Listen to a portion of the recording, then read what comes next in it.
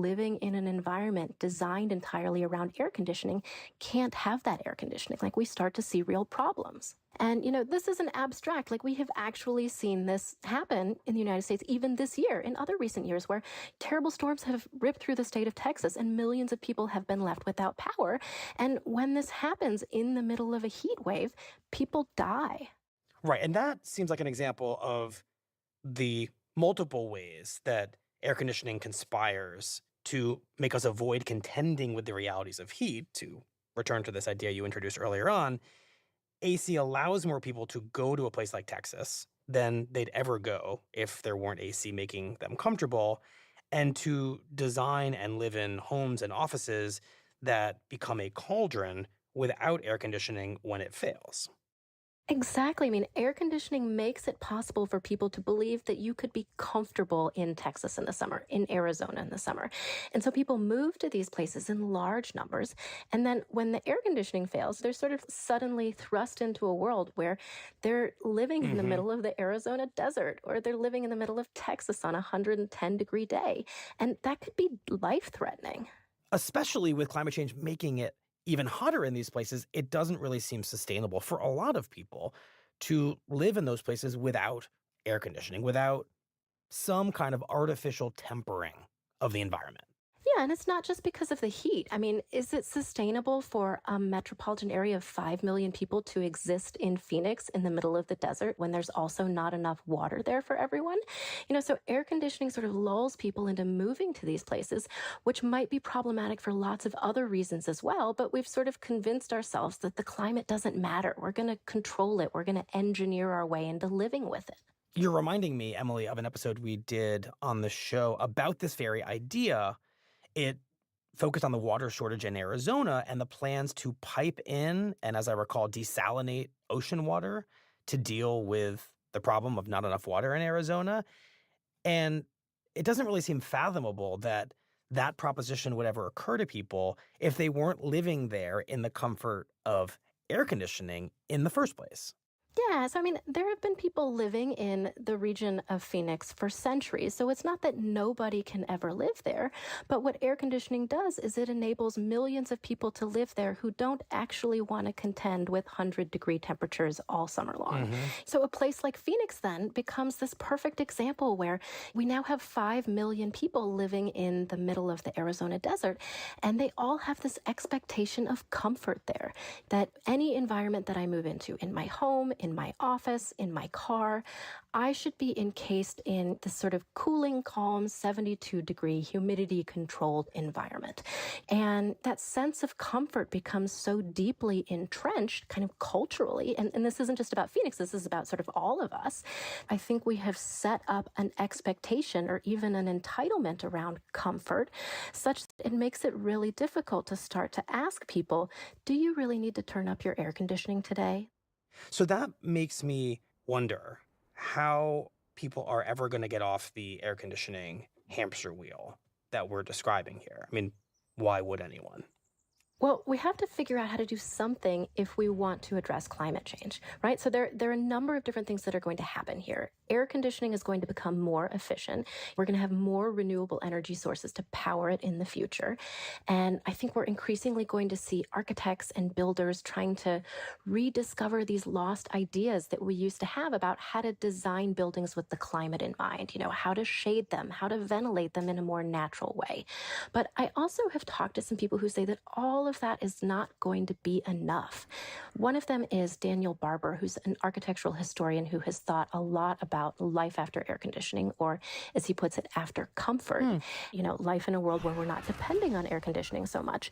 And the point that he makes is that there are difficult things and changes that we would have to do going forward. If we know that our buildings are responsible for a lot of greenhouse gas emissions, our dependence on air conditioning is responsible for a large share of that, and we have to reduce it in some way. Like, what we all need to do is change our own behavior. We need to sort of think anew about our relationship to comfort, and are we willing to be uncomfortable some of the time? Am I willing to wait until July to turn my air conditioning on? Am I willing to turn it off at night when it's not really necessary to use it? Am I willing to sleep at 80 degrees instead of 72 degrees? And, Or 68? or Guilty. 68 or 65. And he's talking about asking people to do something really difficult. He is asking people to be uncomfortable. You are, of course, by conveying this message, putting this problem on individuals, not governments, not states.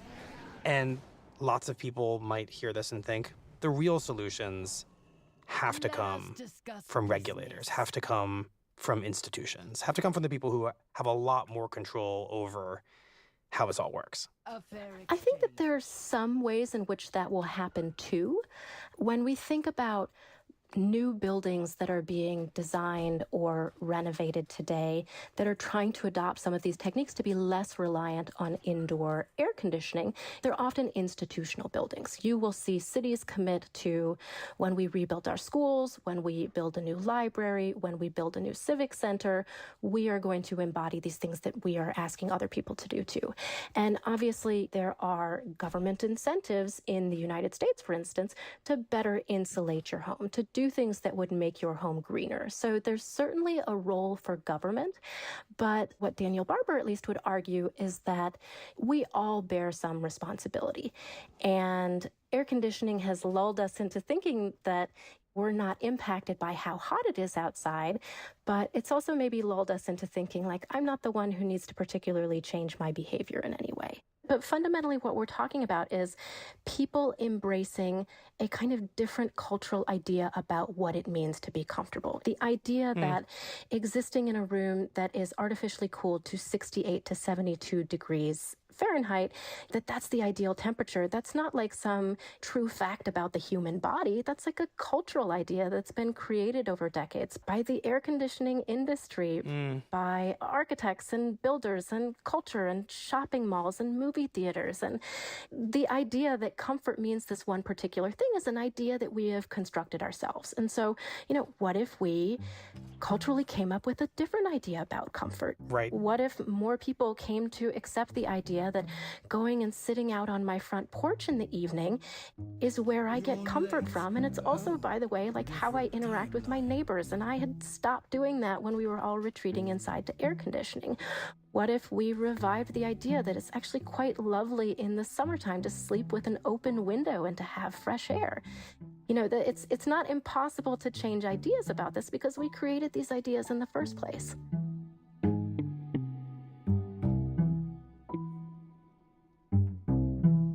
Well, Emily, thank you very much. We really appreciate it. Yeah, thanks, Michael. We'll be right back. Here's what else you need to know today. On Thursday, the White House said that its newfound authority to use the Medicare program to negotiate prices of prescription drugs with pharmaceutical companies is likely to save taxpayers about $6 billion a year. That power came from President Biden's Inflation Reduction Act, which became law 2 years ago. Under it, regulators have now lowered the price of widely used treatments, including blood thinners and medications for arthritis and diabetes, some by up to 79%.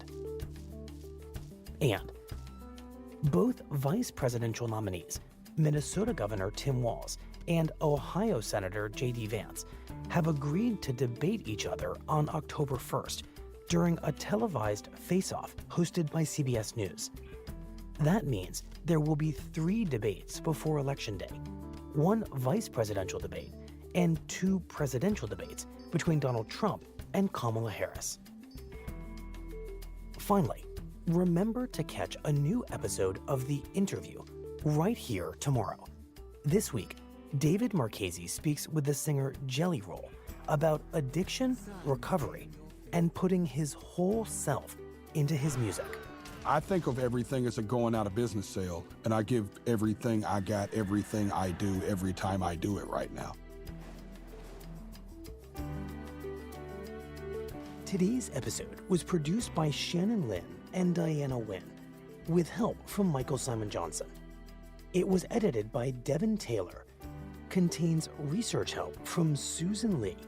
Original music by Marion Lozano, Dan Powell, Rowan Nemisto, and Will Reed, and was engineered by Alyssa Moxley.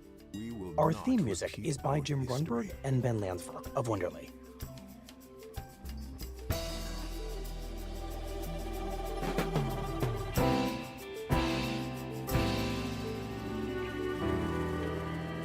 That's it for the Daily. I'm Michael Barbaro. See you on Monday.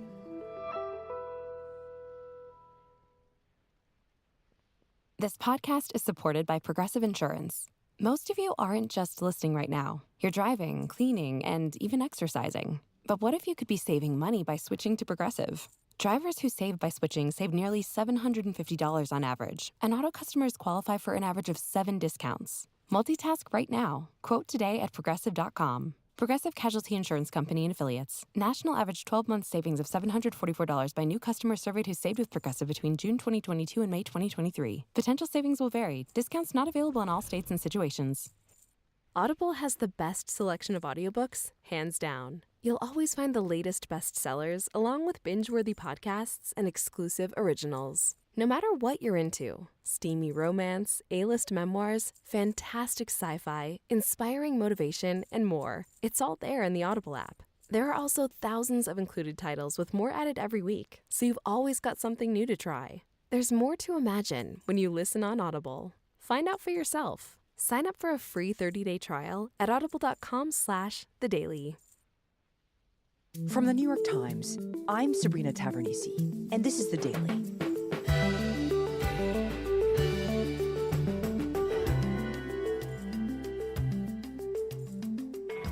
In the weeks since a landmark Supreme Court ruling opened the door for cities and states to crack down on homeless encampments, California, the state with the largest homeless population, has taken some of the nation's most sweeping actions against it. Today, my colleague Sean Hubler on the race to clean up what has become one of the Democratic Party's biggest vulnerabilities before Election Day.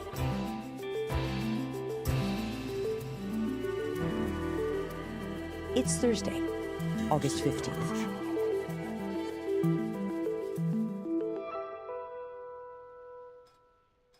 So, Sean, you've been reporting on this really remarkable moment in the long story of California and homelessness. Tell me about your reporting.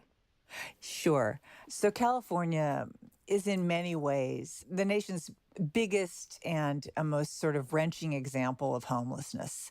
Something like 180,000 people are homeless in California, and most of them are living without shelter. Some live in cars, of course, some are couch surfing, some are in shelters, but a lot of people sleep outside in California. And the most visible aspect of homelessness in recent years has become these encampments. People who have pitched tents in all sorts of places, in parks and on sidewalks and along riverbeds. Right. And it's a situation that's increasingly visible here. So there are a lot of reasons behind it. Poverty, there's mental illness, abuse, addiction. And, you know, everybody's story is different, but the bottom line is that it has become a really defining characteristic of cities in California. So that's where things stood. And then came this political season. We've got a major homelessness problem, and the very left-leaning city council and mayor have the exact wrong prescriptions for that homelessness problem. Which kind of intensified the challenge, because these camps are not only a humanitarian issue, but they're also sort of a handy political tool for people who want to criticize the governance of California. Our failed liberal policies, as well as our bad laws that we've passed recently, are just simply encouraging the situation. And you'll often hear commentators talk about how San Francisco is poorly run, and here's an example of democratic governance. The homelessness is completely out of control. They're not going to enforce the law. They're not going to keep the streets clean. They're not going to make it livable for me to allow my children to play outside of our front gate without adult supervision. Now those cities are kind of hellscapes in a way, and that Democrats are the ones who are responsible for it. City after city facing these issues they're all run by Democrats. Okay, so in many ways, this place is really the face of Democrats in control, and the homelessness problem is right at the center of that. So let's dig into that problem. Why has homelessness become such a big issue in California? First of all, homelessness has been a big problem in California for a long time. I mean, it's an extraordinarily complicated issue. It defies simple explanations, but basically, it really all begins in California with extreme income inequality and a severe lack of affordable housing. California is one of the most expensive housing markets really in the country. On top of that, there are no right to shelter laws in California like there are on the East Coast. It's very difficult to force people into treatment if they're mentally ill and on the street because of commitment laws in the state. And the weather is temperate, so you can sleep outside. Local governments have a shortage of shelter beds. So a lot of reasons.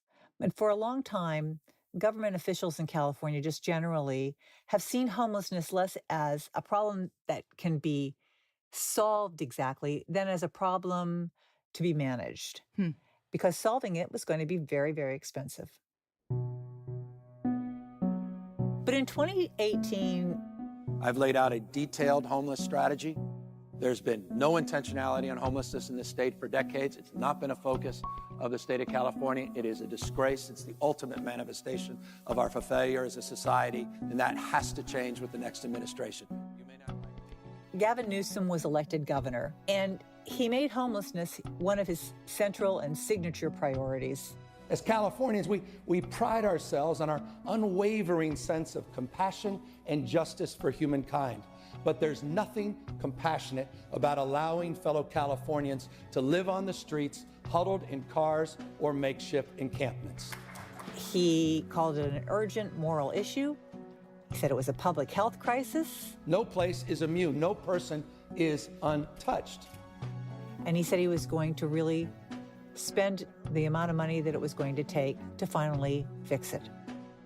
I don't think homelessness can be solved. I know that homelessness can be solved.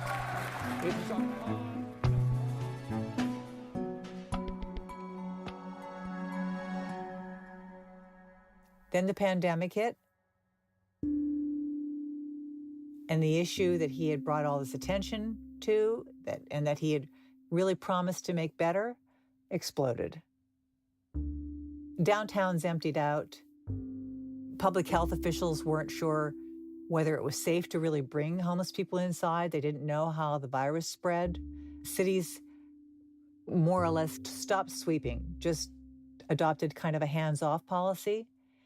And when they did that, these tent camps suddenly became a part not just of Skid Row's, but of everybody's landscape in California.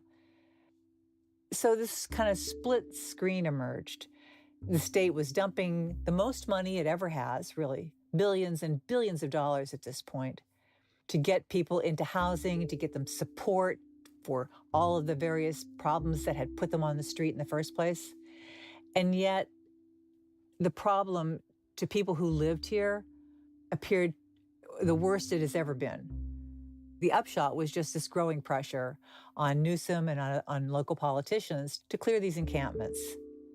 But until recently, there had been a handful of lower court decisions that limited just how far cities could go.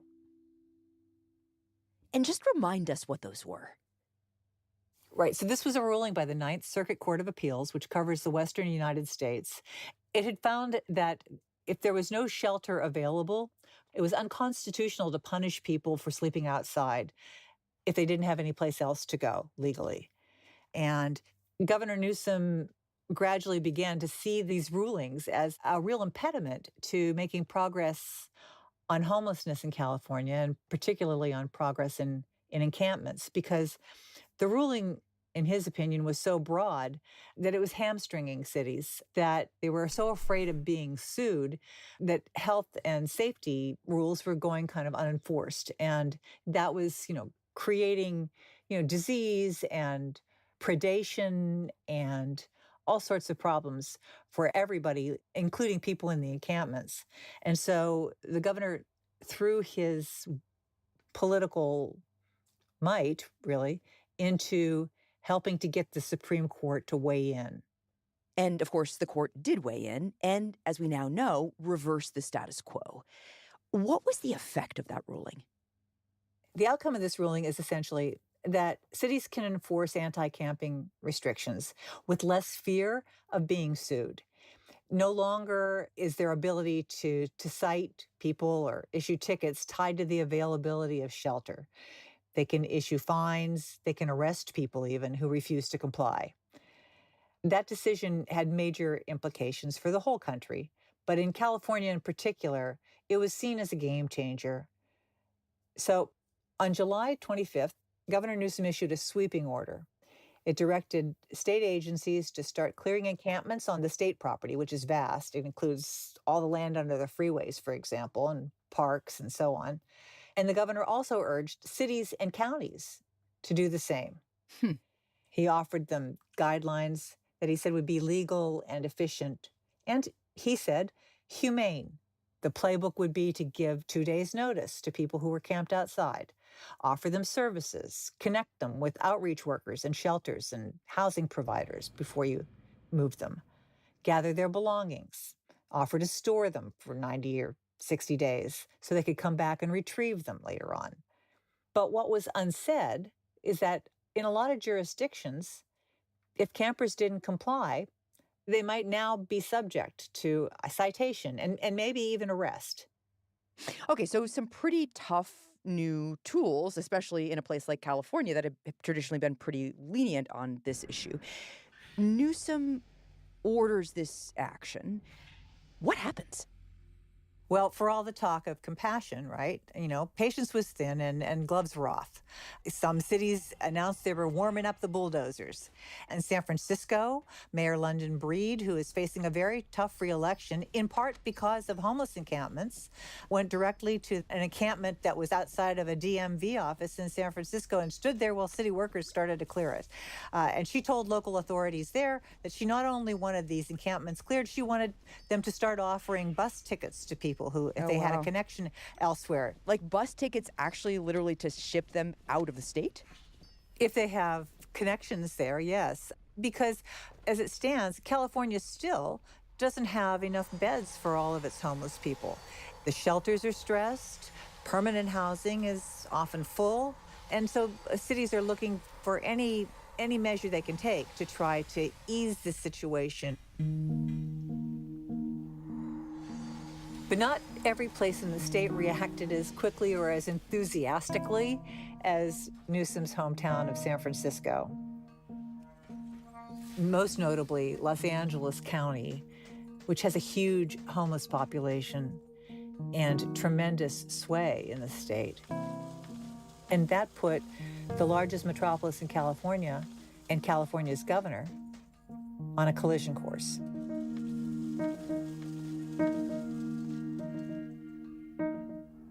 We'll be right back.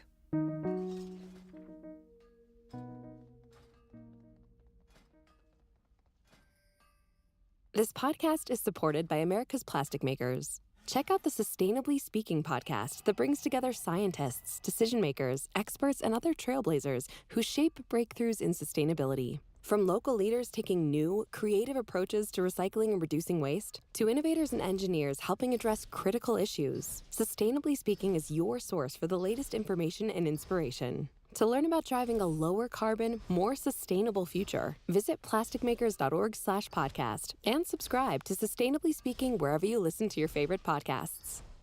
I'm Julian Barnes. I'm an intelligence reporter at the New York Times. I try to find out what the U.S. government is keeping secret. Governments keep secrets for all kinds of reasons. They might be embarrassed by the information. They might think the public can't understand it. But we at the New York Times think that democracy works best when the public is informed. It takes a lot of time to find people willing to talk about those secrets. Many people with information have a certain agenda or have a certain angle, and that's why it requires talking to a lot of people to make sure that we're not misled and that we give a complete story to our readers. If the New York Times was not reporting these stories, some of them might never come to light. If you want to support this kind of work, You can do that by subscribing to the New York Times. So, Sean, you said that the biggest city in the state, Los Angeles, was skeptical of Newsom's order. Tell me about that. So Los Angeles County is an enormous place. The county has 10 million people, roughly, and the city of Los Angeles within it has something like 4 million. And they are, in many ways, as an electorate, more liberal than the state overall. And the supervisors in Los Angeles County react to Newsom's directive by saying, we're not going to change anything. And by the way, we're not going to criminalize homelessness. We're not going to put anybody in jail. We're going to continue to do it our way. We have a lot of homeless people here, and if we dismantle these encampments, that's fine, but it doesn't do anybody any good to just move them down the street. We are not going to move anybody until we have a bed to put them in, or a place to send them, or a program to put them in. So their view is that they are slowly but steadily going to bring people in inside. And they have been coaxing people in, more with carrots than with sticks, to shelter. And they have made some progress. The city of Los Angeles has made something like a 10% dent in the number of unsheltered homeless people over the past year. Wow. And the county overall has made a dent of about 5% in the number of unsheltered homeless people. And that's a significant number of people, and it's a significant dent, but it hasn't happened very quickly. And that is in direct contrast to what Newsom is trying to accomplish here. So what does Newsom do? How does he respond to this kind of intransigence from LA? So last week, roughly 2 weeks after the order is issued, Newsom goes down to San Diego to welcome some pandas to the zoo. And while he's in Southern California, a couple of hours later, he emerges 130 miles up the freeway in Los Angeles in a homeless encampment, saying in so many words, you don't want to clean your house? I'll come to your house. I'll clean up this situation for you. Protect the truth. The camp where Governor Newsom is coming today is under a freeway overpass, Interstate 10. So I went to the encampment, knowing that he was going to be there, and we're walking in, we're looking around, there's trash everywhere, strewn everywhere. It was just heartbreaking, actually. There was trash everywhere, rats, junk. And I'm seeing in the corner here a man who's asleep on what appears to be a trampoline. There was a man I forgot I sold passed everything on that out character. in a corner And this character, lying too. on what appeared to be a broken trampoline that a kid might use, remains of campfires. Hello, excuse me? Hi, I'm wow, that is a cool looking car. And I spoke to the neighbors around, people who lived in the working class neighborhood kind of around there. I know homeless been around. Yeah, they've been around since forever, you know what I mean? Yeah, but... And they were really unhappy. I came to work in the morning, and then I just seen a whole bunch of fire. Ah, shit, I shouldn't have entered the gyms. I should have given my other characters. Once I was on the phone with them, they're like, we already have 3 or 4 calls already about that. We're on their way. They said that the fire department was there all the time, that they felt very sorry for the people who were living in this encampment, but it was just untenable. Just kind of like dangerous to walk in the nighttime, especially. Oh, yeah? Because I worked at It was hard for them to feel safe walking down the street, or let alone going out with their children. Governor, hello. Sean will have audio, so be careful what you say. Yes, I do have audio. So a few hours after I got there, the governor arrived with his crew of state workers in their orange vests and their hard hats, and he began picking up trash. Kind of a nice break. Hey, tell me what you're doing here. Just part and parcel of the work we continue to do to try to clean up the state. He said that it was not just Los Angeles County, but counties all over California who needed to get serious now. Now that he had done his part, they needed to be good partners too. What I want now, I want to see results. It's not about inputs, it's about physically seeing the results And that's what we're doing. And he said that he was looking for accountability and that he wanted to see action, he wanted to see movement. No county will be more determinative on whether or not we're successful than LA County. What do you want from LA County? What is it that they are not doing? I think right now it's not an indictment of any one. I think perhaps that's the issue. There's no one. That's the issue with counties generally.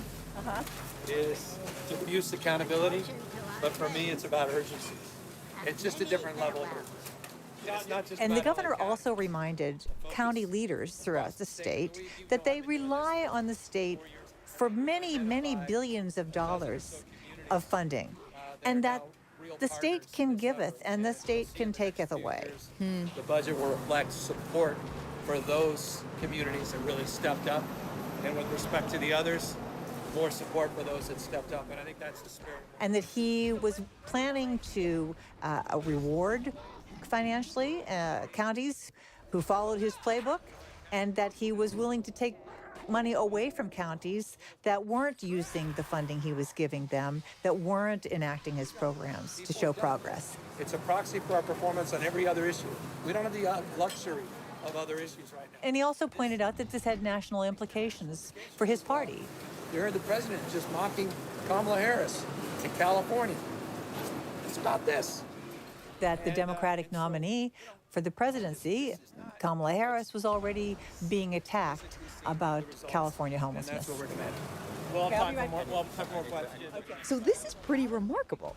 You have a Democratic governor going into LA territory, to Democratic officials' backyard, and really pointing the finger at them and saying, hey, some of you aren't getting the job done, and we're going to do this my way. Yeah, that was pretty radical. But, it's worth noting that only a handful of people were living in these encampments. The governor went to 2 encampments that day. There were something like, 22 people, something like that, and about half a dozen of them accepted some form of housing or shelter from local homeless outreach groups. And the leaders in Los Angeles County reacted kind of tellingly too. On background, people told me, look, this appears to be little more than a stunt, because it's only proven that this is a long and hard process. Look at how hard he worked. He spent the entire day cleaning up homeless encampments, and he got 6 people into shelter, and he cleaned up 2 spots. And someone else made the point that, look, even after you clean out an encampment, the studies show that they'll just come back unless you have everything lined up, services and housing for them, and guarantees that they can transition into a different way of living. And so it's a long and arduous and tedious process, and there's no fast way of doing it right. It's interesting hearing you talk about this conflict. It strikes me that everyone involved here, the governor, local officials, for the most part, they're all Democrats who all want the same thing. They see this as a problem that needs to be solved. But the question is how exactly to do that and how fast to do that. That's right. And Sabrina, it's also worth noting that the Supreme Court decision came only about a month and a half ago. So this is really early stages, right, of this new era in California when it comes to dealing with its homelessness crisis. And while we've seen a huge amount of activity, really, in the time since the Supreme Court's ruling, everybody, including the governor, even if he doesn't say so publicly, knows that this is really only the beginning. It's going to take a very long time to solve this. Which might not be fast enough for Democratic officials or for the party's presidential nominee. Yeah, exactly. Problems like this don't necessarily fit into political or campaign timelines.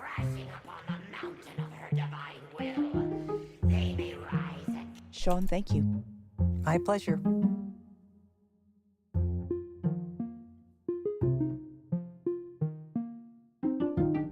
We'll be right back. Yo-yo dieting is done. Meet a prescription weight loss plan that works. Ro pairs a weekly shot with healthy lifestyle changes, so you can lose 20% of your weight on average in a year and keep it off. Plus, Ro's partner handles the paperwork to help you access medication and start seeing results. You'll have unlimited access to your provider throughout your journey to losing 20% of your weight. See if you qualify at ro.co/thedaily. Supplies of certain medications are limited. That's ro.co/thedaily. My name is David Gellis. I'm a climate reporter at the New York Times, and I wanted to tell you about a live event I'll be hosting this fall. It's called Climate Forward, and it's happening on September 25th in New York City. My colleagues and I will be speaking with world leaders, activists, innovators, scientists, and more, asking tough questions about the climate crisis and having conversations that just don't take place anywhere else. You can purchase tickets at nytimes.com/events. Here's what else you should know today. On Wednesday, the government released inflation data that provided fresh evidence that the central measure of American prices is moderating. The Consumer Price Index was 2.9% in July on a yearly basis, down from 3% in June. The rate was still faster than the 2% pace that was normal before the coronavirus pandemic. But it was the first time since 2021 that inflation had slipped below 3%. The measure leaves the Federal Reserve firmly on track to cut interest rates at its next meeting in September. And Columbia University's president, Nimat Shafiq, resigned on Wednesday over her handling of pro-Palestinian demonstrations and questions over her management of a bitterly divided campus. She was the third leader of an Ivy League university to resign in about 8 months. Shafiq, an economist who spent much of her career in London, said in a letter that after reflecting over the summer, she had come to the conclusion that resigning, quote, would best enable Columbia to traverse the challenges ahead. Today's episode was produced by Asta Chaturvedi, Olivia Natt, and Eric Krupke. It was edited by Liz O'Balin and Michael Benoit, fact-checked by Susan Lee, contains original music by Dan Powell and Marian Lozano, and was engineered by Alyssa Moxley.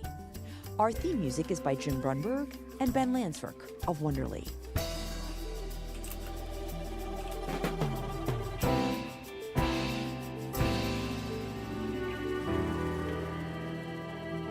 That's it for the Daily.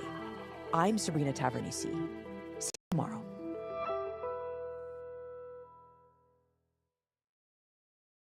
Whether it's a rideshare to dinner or a cab to the airport, your ride is your call. Find the detail that moves you with a $300 travel credit towards taxis and rideshares from Chase Sapphire Reserve. Learn more at chase.com/Sapphire Reserve. Cards issued by JP Morgan Chase Bank and a member FDIC. Subject to credit approval. Terms apply. This episode is brought to you by AARP. 10 years from today, Lisa Schneider will trade in her office job to become the leader of a pack of dogs. As the owner of her own dog rescue, that is. A second act may...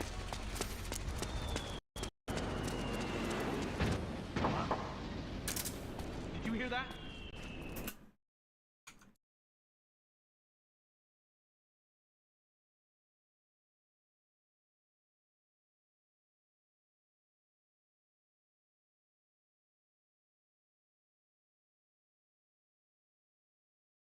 We better investigate.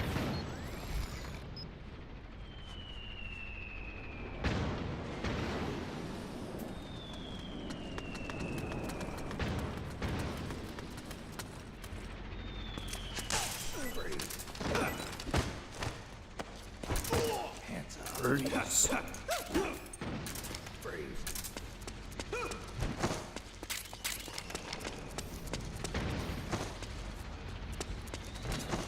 Snake, press the crawl button while running to execute a roll. Rolling can help you dodge enemy attacks and get past small gaps and obstacles.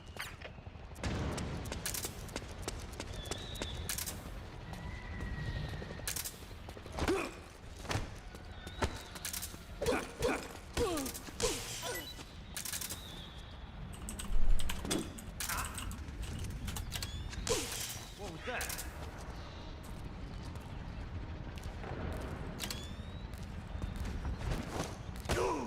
Ooh, jumped on him. I always see like Metal Gear Solid 3 style videos in like this area. It's wild.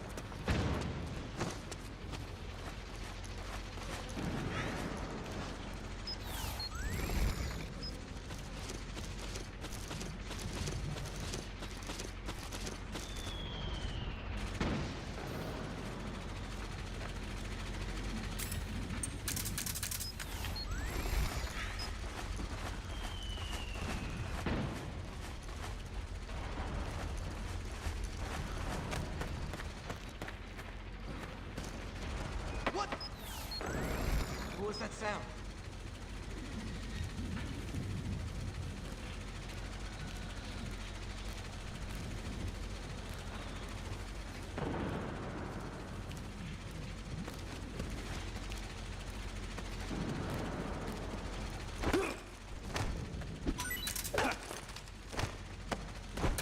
Hands up.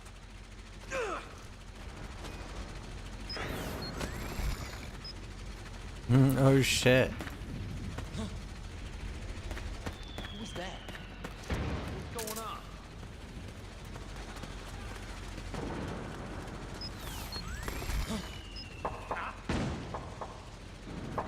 What was that? What was that? What was that? Nice. Oh, the enemy's attacking!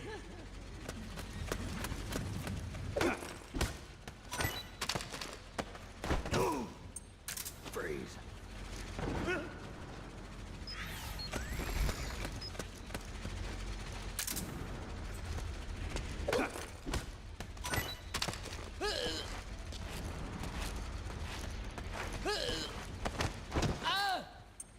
Freeze.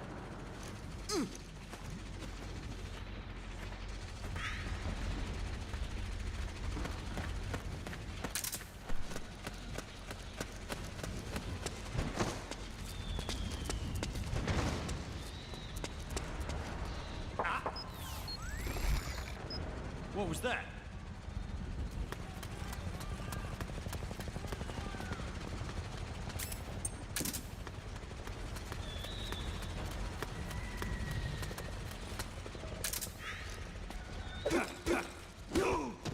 Oh. Oh, he fell. Oh shit.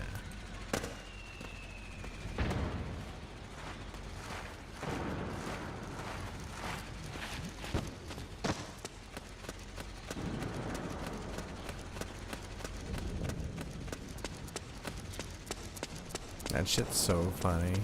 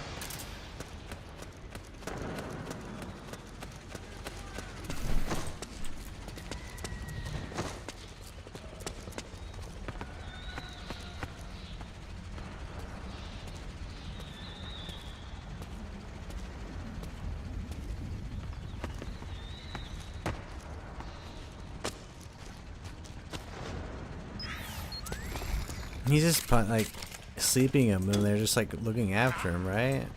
No, they're just they're random people. They're new ones every time. What? What's going on?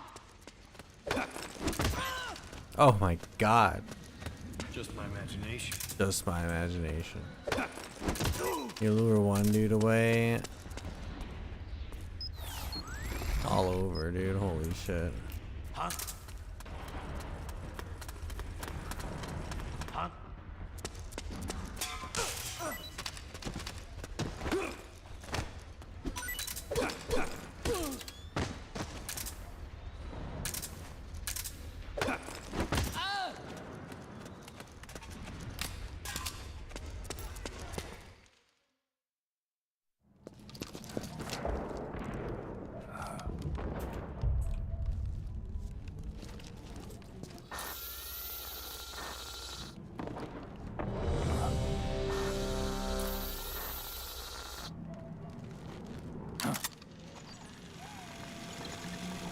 That was sick as fuck. It's me, Snake. It's me, Snake.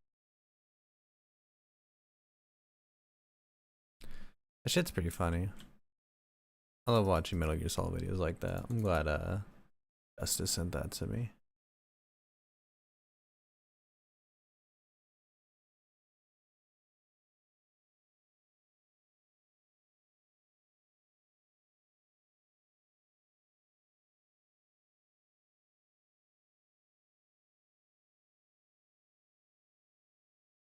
Possible by the reskilling courses Lisa's taking now with AARP to help make sure her income lives as long as she does.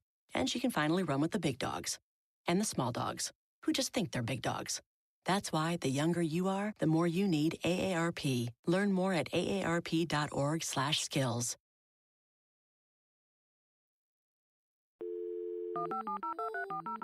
From the New York Times, I'm Sabrina Tavernisi, and this is The Daily.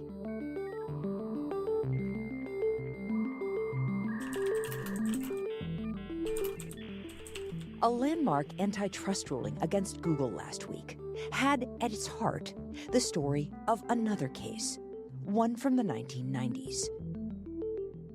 Today, my colleague Steve Lohr on the influence of U.S. v. Microsoft and what lessons that case may hold for the future of big tech today.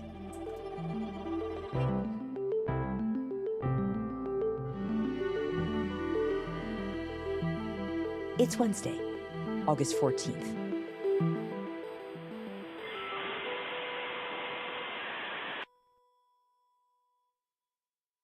Steve, welcome to the show. Nice to be here. Thank you.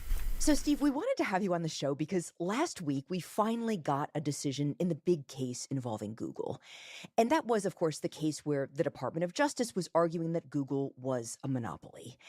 And as we now know, the judge in the case agreed. So just to start, refresh our memories about this case. This is the first big anti-monopoly case against a modern tech company. There are others in the works. There's Amazon, Apple, and Meta, and those are to come. But this is the first salvo in this standoff between the antitrust enforcers and the big tech companies. This one was actually filed in the Trump administration, but picked up with eagerness by the Biden administration. And it centers on search, and the allegation here is that Google used its monopoly power to shut off competition and control distribution of its search engine to the disadvantage of everyone else. Right. And the way it did that, according to the government, was by paying companies like Apple, like Samsung, to be the default search engine on their platforms. The DOJ, of course, said this is illegal. Google's response was, in essence, no, this is just good business. These platforms want us there because we're the best, and our customers see that. That's right. But the judge ruled in favor of the Department of Justice. And one of the things I think is quite interesting about it is the continued repeated references in the ruling to this case from the 1990s, US v. Microsoft. It's really clear that this is a template that the judge is working from, this case that was the last time the government took on a big tech company and won. And Steve, we are very lucky to have you in studio with us today because you actually covered that case for the Times back in 1998. So there's no one better to help us understand how that moment connects to this one. So let's start with a basic explanation of that Microsoft case. What do I need to know about it? It was a huge trial. This was the big showdown in the Clinton administration between the Department of Justice and Microsoft, which was by far the dominant technology company of its day. Just to paint the picture here, I mean, in the early and mid-1990s, it is the personal computer era. Microsoft Windows operating system runs on more than 90% of the personal computers in the world. It shapes people's computing experience. And it was more than that. They dominated this industry in a way that if you were a personal computer maker, you had to deal with Microsoft on their terms. And the reason why Bill Gates at the time was, I think, neck and neck with Warren Buffett to be the richest man in the world, all of that was because of the Microsoft control of the personal computer industry. Mm-hmm. And what really showed the reach and power of Microsoft and Bill Gates, both as an economic force and a cultural force, really came in 1995 with the introduction of a new version of Windows called Windows 95. Bill Bill Gates is on his way into millions of American homes through the Windows.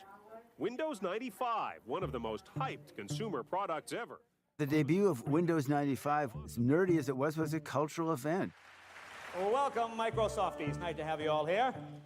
Actually, I'm here to tell you about this Windows 95 thing. Let me give you an idea. Give me an idea how Dex, what up, powerful dude? Windows 95 is. It is able to keep track of all of OJ's alibis at once. Pretty amazing stuff. The product was launched with an event hosted by Jay Leno of The Tonight Show. Well, Windows 95 is so easy, even a talk show host can figure it out. As the product went on sale, the lights of the Empire State Building were changed to mirror the company's red, green, blue, and yellow logo. Wow. This is Jennifer Aniston. I'm Matthew Perry. We're here to see Mr. Bill Gates about a possible starring role in the video guide to Microsoft Windows 95. Microsoft even had a tutorial on how to use Windows that starred Jennifer Aniston and Matthew Perry, who were the two lead stars of Friends, which was the most popular TV show at the time. Taskbars and email and shortcuts, oh my. Taskbars and email and shortcuts, oh my. And Microsoft had been pumping this for months. Millions of computer buffs swarmed into stores to buy the software package that's described as the dawn of a new era in personal computing. And the company then announced it had sold 1 million copies in the first 4 days. So it's hard to understate just how pervasive Microsoft and Windows were at the time. In the midst of Microsoft's dominance, something else is emerging, and it's the early commercialization of the internet. And remember, most people got on the internet with what was called dial-up service. It was literally you connect to a telephone landline, this symphony of the calling sounds, and then the bzzz. Loading early web pages you could go off and get a cup of coffee and come back. It slowly came from the top of the screen and gradually filled. I mean, it is an experience that today would be so broken that no one would hesitate for a moment just to junk it. But what you did see. An attractive, I got level easy-to-use 36. shop window, a gateway to the riches probably of the Q4 internet. Heart of Fear, This huh? is a browser. What you did see is if you typed into that small rectangular box at the top, the browser box, typed in an address ending with .com or .org, it brought you someplace for nothing. Anything was accessible, anywhere in the world, and you could see that. This is where you get finally a commercial potential challenger to Microsoft. What could possibly threaten the survival of the world's largest software company? It revolves around a part of the internet called the World Wide Web. And it's this little startup company called Netscape. Netscape was the first commercial pioneer of internet browsing software that was at all successful. Netscape is engaged in a battle over whose software programs will be used to access the internet. So far, Netscape is winning. Its Netscape Navigator browser program dominates the market. The founding software is written by two guys at the University of Illinois, Urbana-Champaign, the National Computing Center, one of whom is Mark Andreessen, who is much better known now as one of the leading venture capitalists in Silicon Valley. At 11 a.m. this morning, Netscape stock went public and Wall Street went bonkers. Initially offered at a price of $28 a share, Netscape shot up to $72 within minutes. And so this company, which is basically founded in the spring of 1994, hits an IPO in August of 95, which is just, rocket speed. And the IPO is extremely successful. And so we have this entity that starts to just take off like wildfire. It is this first commercial wave of the internet. And Microsoft isn't there. I mean, this is something outside their realm. And so Gates, who's very technical, writes what becomes a famous memo for internal circulation within Microsoft called the Internet Tidal Wave. And he, basically says it's an incredible opportunity as well as a challenge for us, and identifies Netscape as this competitor born on the internet and their chief target. So what does Microsoft do? Microsoft essentially goes to war with Netscape. It starts by developing its own browser, which it calls Internet Explorer, but for years it's clearly an inferior product to Netscape's Navigator.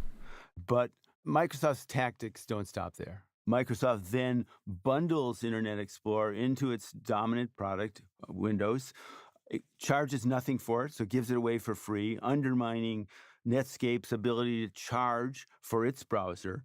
And then it goes out and uses its dominance in the personal computer industry to arrange contracts that make it very difficult for PC makers to feature Netscape on their personal computers. So really kind of bare-knuckle tactics by Microsoft. What does Netscape do? Netscape still kept doing well. Into 1996, they had over 80% market share of the browser business, but the Netscape executives sort of see what's coming. Microsoft is chipping away at Netscape's lead in the browser market. It has improved its browser.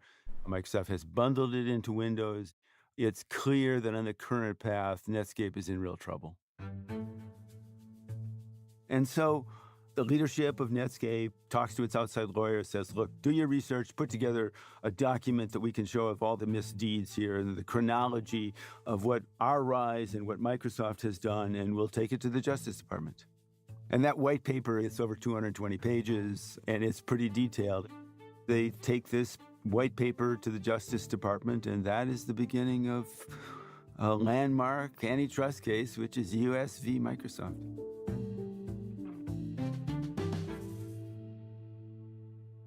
We'll be right back. When you need to work quickly and confidently across different apps and platforms, consistent quality communication is key.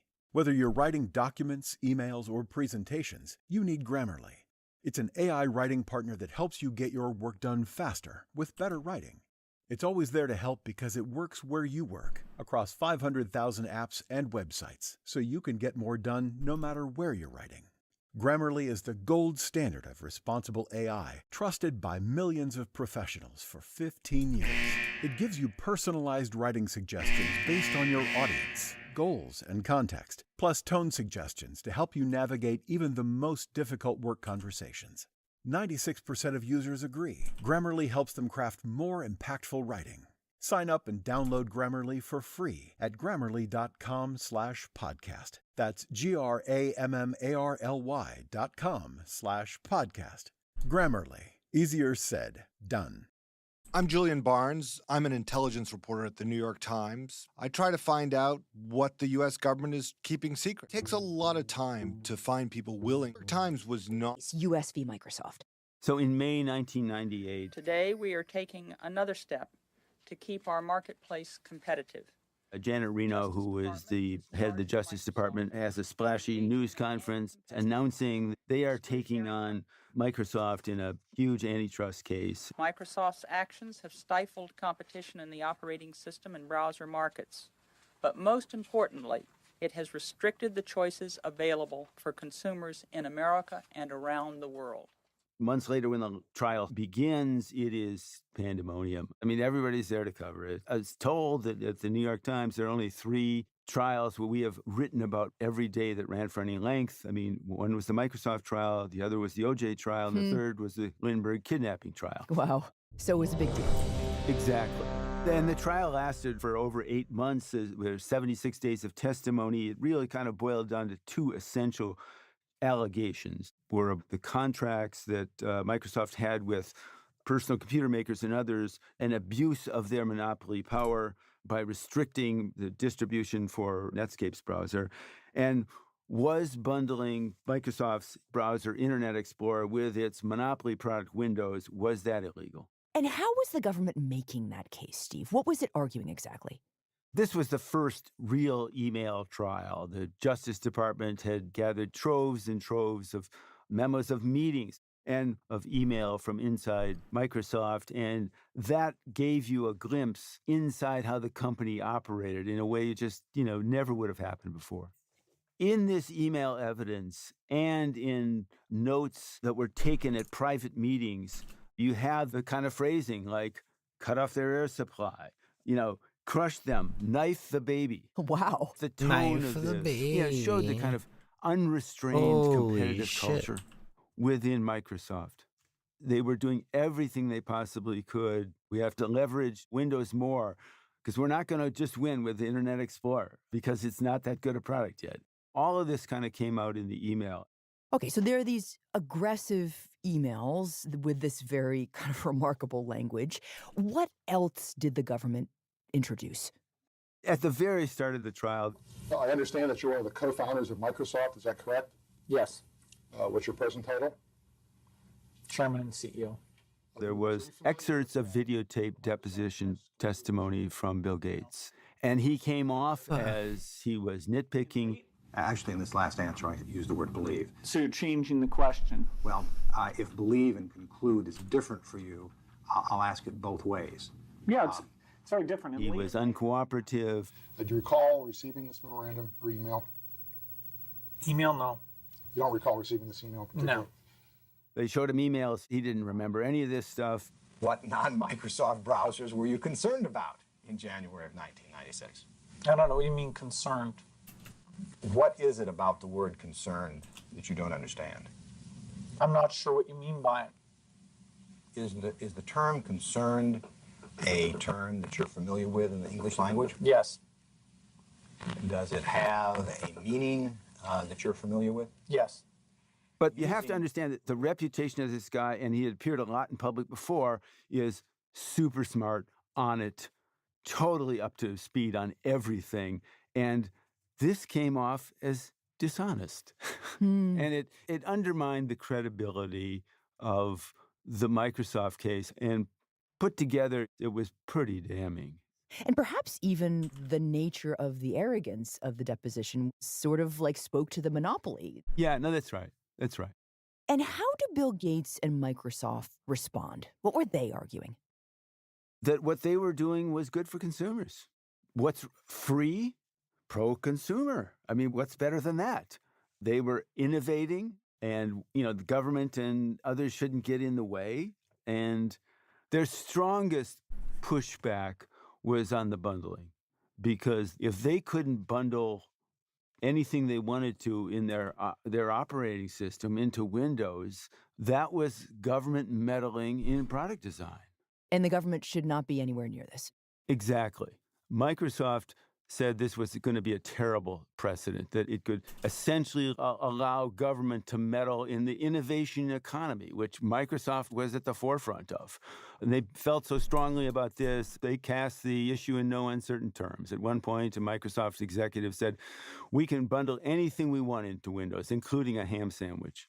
So it sounds a lot like the way Silicon Valley and the tech industry talks today about their mission, right? I mean, when people criticize the tech industry, they say, we're just trying to be good and we're just trying to do great things and help the world innovate. And it sounds a lot to me like the arguments that are being made today. The government can't understand the amazing things we're doing and should not stand in our way. Yeah. The broad phrasing of this is, we're changing the world. As opposed to saying, we are digital tool makers, which they are. But if that's the case, then it invites outside scrutiny and regulation. How does all of this ultimately shake out? What happens in the end? I mean, after this lengthy trial, we get a ruling from the judge, and he sides with the Justice Department that Microsoft has abused its monopoly power and has repeatedly violated the nation's antitrust laws. And the judge fairly quickly approved the Justice Department's preferred remedy, which was to split Microsoft into two companies. One would be the Windows operating system, and the other would be its Office suite of software products, Word, PowerPoint, Excel, and those would be separate from Microsoft Windows. Now, Microsoft resisted and said a breakup would be disastrous and is absolutely opposed to a breakup. And that breakup never happens. First, an appeals court overrules it and sends it back to the district court. But what ultimately ends this case is a change in the political environment. The Bush administration takes over from the Clinton administration. They're less aggressive about antitrust, and their Justice Department is ordered to engage in settlement talks with Microsoft, and they settle the case. Does that mean they throw everything out? No, the court rulings still stand. The findings of facts and the conclusion of law. It was a big loss for Microsoft, but it wasn't this catastrophic breakup of the company, or could have been catastrophic breakup of the company that they had, deathly feared. Mm-hmm. And you had restrictions placed as part of the settlement. You had restrictions placed on the kinds of contracts, for example, that Microsoft could impose on industry partners. So the PC makers could feature any software they wanted to on Windows. Mm-hmm. And the other thing was access to some of their technology. One of the concerns and the threats the rest of the software industry is, if Microsoft doesn't like you, your stuff isn't going to work very well on Windows. And so it wasn't all opened up, but some of it was. So this was not a remedy on the scale of a breakup. What was the ultimate effect of this case in the end? People debate that to this day. I mean, on one side, you have people say that had made no difference whatsoever. Market forces were at work. The internet was developing and opening up, and that the browser competition would have taken care of itself one way or another, and new innovators would have come in. And for Netscape, you can argue that the ruling and the outcome of the trial were too little, too late. By that time, Microsoft had really taken the upper hand in the browser market, and Netscape was eventually sold to America Online. And Netscape as a company went away. So if this door opening was too late for Netscape in a sense, it still happened. And 4 months after the Microsoft trial began, a small startup called Google was founded. It had a thing called a search engine. It had no business model. It had, but the door was open. Amazing. A lot of people think Microsoft became a less aggressive, less utterly unrestrained entity than it was, and that kept the door open for newcomers like Google. I mean, it just all comes full circle here. Google sprouted from the ground that had been made fertile by the court case against Microsoft. It really opened the door for new companies, and here we are today. Once again, kind of in the same boat, but it's Google this time, not Microsoft. Yes, and you can look at Google's search engine as the equivalent of Microsoft's Windows operating system. Okay, so stepping back here for a second, we know that the Microsoft case was one of the primary influences on the judge who just declared Google a monopoly. We're still waiting, of course, to see what remedies that judge ultimately recommends. But I wonder how you think the Microsoft case might shape where that judge lands in the end. Like, what clues does it give us here? Well, we have a whole separate hearing on remedies, and there's a lot of proposals, everything from just restricting certain contracts, banning those kinds of payments, to having to split off either its Android operating system or its Chrome browser. We have no idea. But what I think you have here is a signal of what kind of behavior in this environment is going to be viewed as suspect and what you should avoid. And again, a lot of debate about these antitrust cases, whether they're worthwhile or not. But I think what you do have is a sense of some restraining influence on these dominant companies, some pulling back, and some opening of the door to opportunity for innovators. And we don't know what the future is going to look like or who is going to benefit. I mean, one irony is that a winner could be Microsoft. It has the most directly competing search engine to Google with Bing. But I think the broader implication is the uncertainty of new innovation and trying to keep the door open for the kind of things you may not have thought about. Just as nobody thought Google would become what it did when it was founded in the midst of the Microsoft trial. You don't know what the future is going to hold, but you want that window of opportunity, that door to be open so that whatever comes, it has a better chance of success than it might have had otherwise. Which is fundamentally what these cases are about. Exactly.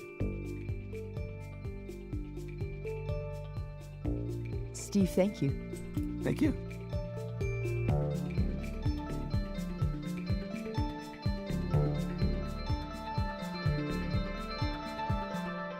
We'll be right back. Did you know Tide has been upgraded to provide an even better clean in cold water? Roll Tide. Tide is specifically designed to fight any stain you throw at it, even in cold. Butter? Yep. Chocolate ice cream? Sure thing. Barbecue sauce? Tide's got you covered. You don't need to use warm water. Additionally, Tide Pods let you confidently fight tough stains with new Coldzyme technology. Just remember, if it's gotta be clean, it's gotta be Tide. My name is David Gevis. I'm a climate reporter at the New York Times, and I wanted to tell you about a live event I'll be hosting this fall. It's called Climate Forward, and it's happening on September 25th in New York City. My colleagues and I will be speaking with world leaders, activists, innovators, scientists, and more, asking tough questions about the climate crisis and having conversations that just don't take place anywhere else. You can purchase tickets at nytimes.com/events. Here's what else you should know today. On Tuesday, Hamas announced that it would not take part in a long-awaited round of ceasefire talks with Israel planned for Thursday, despite stepped-up pressure from the U.S. to reach a deal. A representative for Hamas in Lebanon said in an interview that Hamas had decided not to participate because its leaders did not think the Israeli government had been negotiating in good faith. The decision came after The Times reported that Israeli Prime Minister Benjamin Netanyahu had quietly added new conditions that negotiators fear have created extra obstacles to a deal. Netanyahu's office has denied that he added new conditions and said that he was simply seeking to clarify ambiguities. Fuck, I was doing this for a toy. Today's episode was produced by Ricky Novetsky, Rochelle Banja, and Sydney Harper, with help from Nina Feldman. It was edited by Mark George. Contains original music by Diane Wong, Alicia Beitube, Dan Powell, and Pat McCusker, and was engineered by Alyssa Moxley. Our theme music is by Jim Brunberg and Ben Landsverk of Wonderly.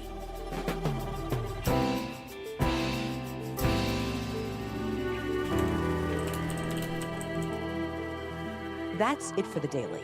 I'm Serena Tavernisi. See you tomorrow. Did you know Tide has been upgraded to provide an even better clean in cold water? Tide is specifically designed to fight any stain you throw at it, even in cold. Butter? Yep. Chocolate ice cream? Sure thing. Barbecue sauce? Tide's got you covered. You don't need to use warm water. Additionally, Tide Pods let you confidently fight tough stains with new Coldzyme technology. Just remember, if it's gotta be clean, it's gotta be Tide. With Schwab Investing Themes, it's easy to invest in ideas you believe in, like online music and videos, artificial intelligence, electric vehicles, and more. Schwab's research process uncovers emerging trends. Then their technology curates relevant stocks into themes. Choose from over 40 themes. A Buy hose all and the idol. stocks in a theme as A is, monkey or idol. customize to better fit your investing goals, all in a few clicks. Schwab Investing Themes Oh my is God, not I fucking intended did to it be investment wrong. advice or a recommendation of any It was stock this or guy. investment strategy. Learn more at schwab.com/thematic investing. From the New York Times, I'm Michael Barbaro. This is The Daily. A major new poll from The Times finds that Vice President Kamala Harris has transformed the 2024 presidential race and is now leading President Trump in 3 of the most crucial battleground states. Today, my colleague Nate Cohn explains why Harris is benefiting so much from being a new face in an election that so many Americans had dreaded.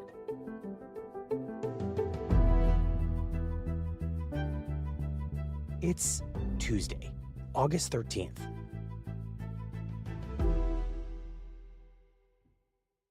Nate, the Times has just completed our first poll that seeks to understand the state of this presidential race since Biden dropped out and Kamala Harris took his place as the Democratic nominee. Everyone understands that that has changed this race, but this poll attempted to measure by just how much it changed the race in 3 of the most essential swing states. So tell us about the results. Well, we found that the entry of Kamala Harris into the race has fundamentally upended this contest. We pulled Michigan, Pennsylvania, and Wisconsin. The rabbit arguably foot. the three most important Oh, battleground Tooth states, the three Savage. states that voted for Obama in 2012, Trump in 2016, and then flip back to Biden in 2020. But that Trump had generally been leading in the polling so far this cycle. And if Kamala Harris won all three states, she would almost certainly win the presidential election. And the poll found Harris leading Donald Trump in all three states by a 4-point margin, 50 to 46%. A huge swing in favor of the Democrats in a very short period of time. Basically, what this poll found was that she was a game changer in those three states. That's right. And it is worth saying it's all on the Harris side of things. Donald Trump's ratings are essentially unchanged since the last time we polled these states. In fact, his favorability rating ticked up a little bit. Wow. But by replacing Joe Biden, who was really unpopular, with Kamala Harris, who in this poll is viewed favorably by 49 or 50% of voters in every state, they have completely changed what had been the basic dynamic of this election. Until now, voters had been agonizing between two candidates they didn't like. And we don't know what would have happened if we had played the Biden-Trump matchup to the end, but we do know that as of July, when voters were choosing between those two unpalatable options, more of them were choosing Trump. Now they don't have to. At least for now, they like Harris more than they like Trump, and so she has the lead. So let's talk about who has rallied around Harris once Biden got out of the race. Coda blend. How that helps explain why she's suddenly in the lead in these three states. Harris's biggest gains are coming from the demographic groups that traditionally vote Democratic, but that Joe Biden had struggled to consolidate throughout much of the year. Take black voters. The poll finds her up 81 to 13 among black voters across these three states. That's a lot better than Biden had been in polls this year. I mean, we had done some polls that found Joe Biden in the 60s among black voters. Okay, well, I'm lost. That feels really important, Nate, because black voters are a group that helped power Biden to victory in 2020 in states like Georgia. It's a group of voters that Trump has been very heavily focused on, and one of the groups that appeared most open to defecting from the Democratic side to the Republican side because of Trump. So those kinds of gains feel very meaningful. That's right. And another group that sort of has those same characteristics is young voters. The poll found Harris ahead by 15 points among 18 to 29-year-olds in these three states. It's not the best number Democrats have ever produced among young voters, to be frank, but it's a lot better than Joe Biden for much of the year. And these are two groups where it's easy to see why she would do a little bit better than Joe Biden. She's much younger than he is. She's black. He's white. She's also a woman, and it's worth noting that she's doing better among women than Joe Biden had been doing in our previous surveys. What's maybe more surprising, though, is she's still at least holding her own among older voters, among men, among white voters. She's not doing better than Biden was in these polls, but she's not doing worse. So she's adding a lot of strength among traditionally Democratic constituencies without giving up much, if any, ground among the groups that you might expect to be relative weak points for her. You said that a lot of this seemingly across-the-board improvement in the numbers for Harris seems to be driven by the fact that both Trump and Biden are not especially popular candidates. And of course, now Biden's out of the race. So I guess my question is, how much are Harris's gains reflective not just of Biden or Trump's problems, but of her own popularity? It's definitely a reflection of her own popularity and standing. On every question that we asked, people say that they like Harris. They say she's intelligent. They say she's honest. They say she cares about you. I think the more interesting question is why? I mean, just as recently as a few weeks ago, a majority of Americans said they had an unfavorable view of Kamala Harris. Right. I even came on the show and we talked about all of her different political liabilities and challenges and how bad her 2019 campaign was. We did. And now all of a sudden, Kamala Harris is broadly liked and popular. And it's happened extremely quickly. And I think that there are really a mix of two basic reasons that this can happen. One is that she's really changed people's views about them because she's made this brand new impression with the help of great media coverage. Or she's benefiting from this new contrast, this comparison with Joe Biden and the burst of pent-up Democratic energy from people who have been yearning for something different. I think it's probably a little bit Holy of both. shit. I was just explaining to a friend recently that it's sort of like the country just had a breakup with Joe Biden. They've been in this relationship for years that they weren't happy with, and maybe they didn't even know how unhappy they were with this relationship. But now that they've had this breakup, they're newly liberated. There's this incredible sense of new opportunity, and now comes along Kamala Harris, and after their first few dates with Kamala, the country is thrilled. This is quite a metaphor. And to indulge it a little bit further, when such a date between Americans and Kamala Harris was hypothetical because she wasn't the nominee when she was just vice president, voters' views of her were less generous. But once this breakup with Biden happens, all that pent-up desire for change, that feeling of liberation you just mentioned, it overwhelms any previous doubts a lot of voters had about her. Right. And, we'll find out whether this is real and whether the country's going to marry her in a few months. But for the moment, I think that Harris is enjoying this really coveted place in American politics where voters are able to invest most of their hopes and their wishes for what they want to see in a candidate in this new figure. In polling, it's a little bit like something called a generic candidate or a generic Democrat. Can you just explain that? Yeah, it might sound a little insulting to compare Kamala Harris to a generic Democrat, but it's really not. In a poll, a pollster might ask, would you rather vote for the Democrat or Donald Trump? The Democrat is unnamed. It's not a real person. And the unnamed generic candidate, and this is true for both parties, almost always fares better than a named candidate. And that's because they're not burdened with all of the real-world imperfections that actual real candidates have. And I think that's sort of what's happened for Kamala Harris over the last few weeks, is she's running as a broadly appealing mainstream Democratic candidate. And there are a bunch of good feelings around her, and she hasn't really been defined either way. And so voters are piling their hopes to support someone other than Donald Trump into their idea of her right now. And it's giving her a clear lead. So we should think of Kamala Harris, especially in the context of a very short election in which she's suddenly the surprise replacement Democratic nominee, as basically the platonic ideal of a Democrat in this moment who almost in a real sense does occupy that spot you just described of the generic Democrat. It's an unusual position, and even though the word generic might sound bad, it sounds like a pretty ideal one. It is, and that's how she's been running her campaign for the last few weeks. Oh, it's so good to be back. Good evening. And you can see that if you watch her stump speech. Across our nation, we are witnessing a full-on assault on hard-fought, hard-won freedoms and rights. She really sounds like a pretty typical mainstream boilerplate Democrat.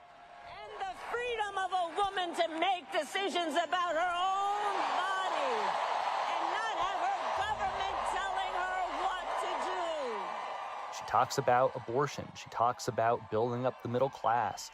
A future with affordable health care, affordable child care, and paid leave. She talks about how we need to go into the future. We're not going to go back. She talks about freedom. And we're not going back because, Nevada, we fight for the future. Some of the stuff is linked to her biography, right?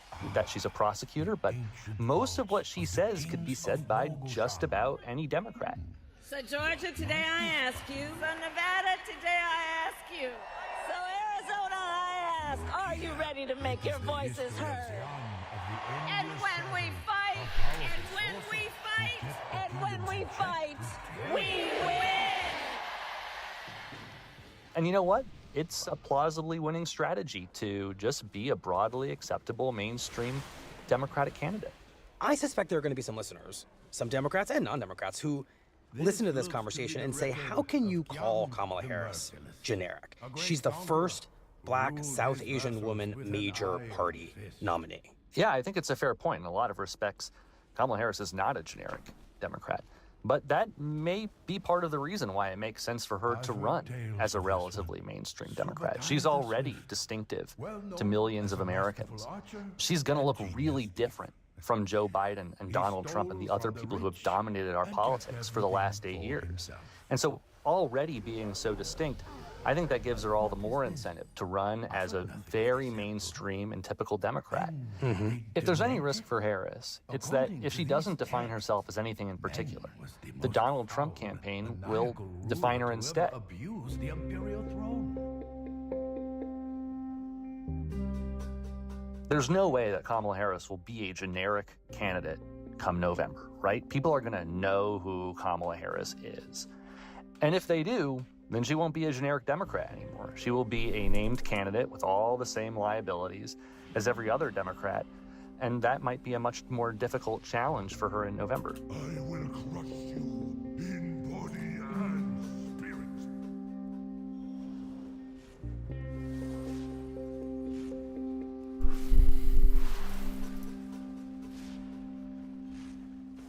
We'll be right back. You'll see your mistake. The embarrassing people with some of them might never come to. Not generic or much less generic version of a Harris candidacy is likely to look like over the next 80 or so days of this campaign, either in her hands or in the hands of Donald Trump. Well, I think it's hard to say what it would look like in her hands. After all, she's a blank slate. She could define herself however she wants. I think it's worth noting that she didn't choose to define herself as a moderate by selecting someone like Josh Shapiro as her vice president. But that doesn't mean that she's not going to move to the center at some point. It doesn't mean she might not stake out bold progressive positions later. I think either way, whatever she chooses to do, the Democratic convention is clearly her opportunity to define herself more clearly in the eyes of the public, however that may be. In Trump's hands, I think it's pretty easy to see the kinds of directions they might go. They're either going to define her as too far to the left, or if they think they can't do that because she succeeded in positioning herself in the center, they're going to say she's a phony flip-flopper. And if they do choose to go after her on the issues, the poll suggests that there are some opportunities for them. The poll says that voters trust Trump more than Harris on the economy and on immigration, two issues where Trump has had an advantage for a long time and that rank really highly in the minds of the public, and also issues where Harris has some vulnerabilities, like when she took a role on immigration early in her tenure as vice president. And the poll also shows that 44% of voters think Harris is too liberal or too progressive. Now, it's not a majority, but it does suggest that this starts out as an area of relative vulnerability for her that the Trump campaign can try and reinforce as the race gets underway. But you know what? It's worth stepping back and just noting they haven't successfully focused on any of these things over the last 3 weeks. And we can go through all the different themes that the Trump campaign has tried to work through, that Donald Trump himself has worked through. But they've been scattershot at best, and a lot of them are off topic, like, is Kamala Harris Black or is she Indian? Right. This was, in fact, the focus of Monday's episode of our show. Jonathan Swan was walking through the kind of failures of the Trump campaign to come up with any coherent strategy for challenging Kamala Harris's rise. And I guess the way you would interpret that is that he has failed to make her less generic. Yeah, absolutely. He has passed on the opportunity to define Harris when the public's views of her were most malleable. I mean, when I think back about the biggest things that they've managed to talk about, I think more about what they've said about Tim Walz, not about Kamala Harris. You remember that day when the stock market fell and they talked about Kamala crash or whatever? Right. You know, there was that, but her being too far to the left, her positions on immigration or the economy, that hasn't broken through. And they can still try, but they've clearly made it much more challenging for themselves. I'm gonna go around to the kitchen get some chips. With energy. I'll be super loud. I'll be right back. Feels unlike any we have seen so far. Fascinating. I have never heard tales of anything like this. The Mogul hide their secrets well. This seems to be a terminal controlling the device. Let's see here.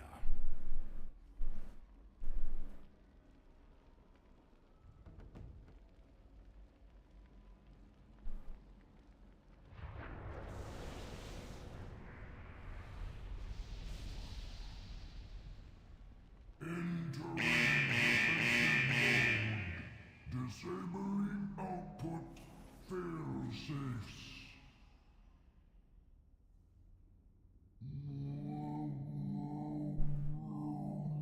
Drawing from reserve power.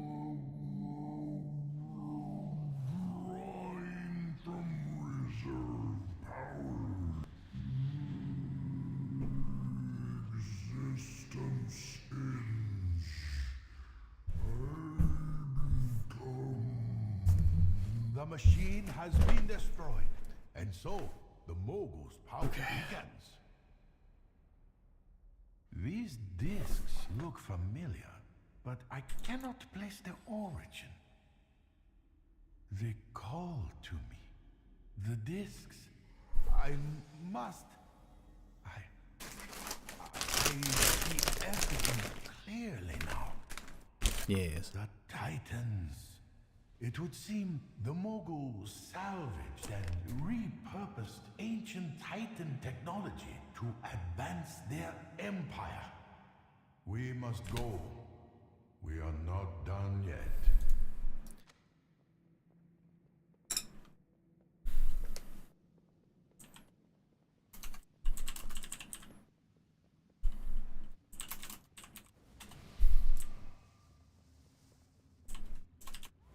May the great grain guide your steps.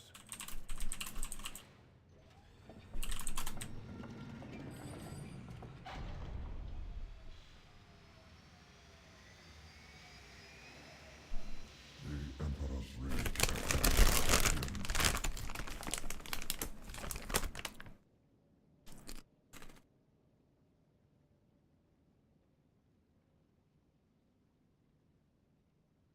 Former President Trump never really struggled to negatively define Joe Biden. Do we suspect it's only a matter of time before he lands on a somewhat effective approach to Kamala Harris? You know, I don't think it's inevitable that Trump will land on an effective approach here. And I would actually push back a little bit on the idea that Trump found it easy to define Joe Biden. In 2020, Trump largely failed to define Joe Biden in a negative light. That's a big part of why Joe Biden managed to win. The public independently reached the view that Joe Biden was too old to be president and was an ineffective president in this campaign. Donald Trump didn't need to do anything in order for the public to reach that conclusion, and our polling showed that years ahead of where we are today.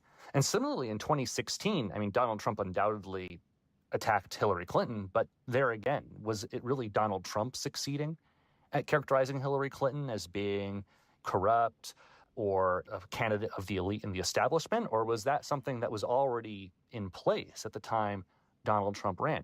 I would argue that that was already mostly in place and that Donald Trump wasn't responsible for that. Kamala Harris, it's worth noting, doesn't have those kind of obvious built-in liabilities. Just explain that. Well, she's not too old to be president. She's 59, right? She doesn't start the campaign with an FBI investigation or 20 years of personal baggage. And it's worth noting that although the Trump campaign does have some material to work with in terms of, you know, some previous left views on the issues, there's very little so far in the way of negative stories about her personally, like this sort of deep character problems that large portions of the public believed about Hillary Clinton in 2016 or about Joe Biden's capacity to be president today. Kamala Harris doesn't have those kind of liabilities right now. And I think it's really important. A lot of Americans, they don't just vote on the issues. They care about character. They make judgments about whether they think someone is a good person or a bad person. They're drawn to the vibes, as they say. And a lot of those things are being driven by factors other than whether Kamala Harris flip-flopped on fracking. They're driven by these more basic traits about the candidates. And it could be a serious problem for Donald Trump that there isn't a character or trait-based dimension to the major attack against Kamala Harris. What that tells me, and I'm curious what you think about this, is that Harris has really benefited from being a pretty low-profile vice president under Biden. Even with the favorability problems she had as VP, they weren't deeply grounded in much exposure to the public. And on top of that, she's then tossed into this presidential race at the very last minute without a long campaign to define her. And I think a lot of people wondered, was that going to be a disadvantage for her, make it really impossible for her to mount a serious campaign in such a short period of time? And it's turning out to be, all of it, an advantage. Absolutely. I mean, as soon as she got into the race, and as soon as Democrats decided that they were going to get behind her and move past Joe Biden, this tidal wave of enthusiasm has swept her up. And it's been enough to completely change the public's view of her. Now, I think it is worth cautioning, of course, that if the public's views of her can change greatly in 3 weeks, they could change back the other way. I don't think we should be sure that the public's view of her now is somehow set in stone. I think that the overarching lesson here is that this is a candidate who's still in the early phases of being defined.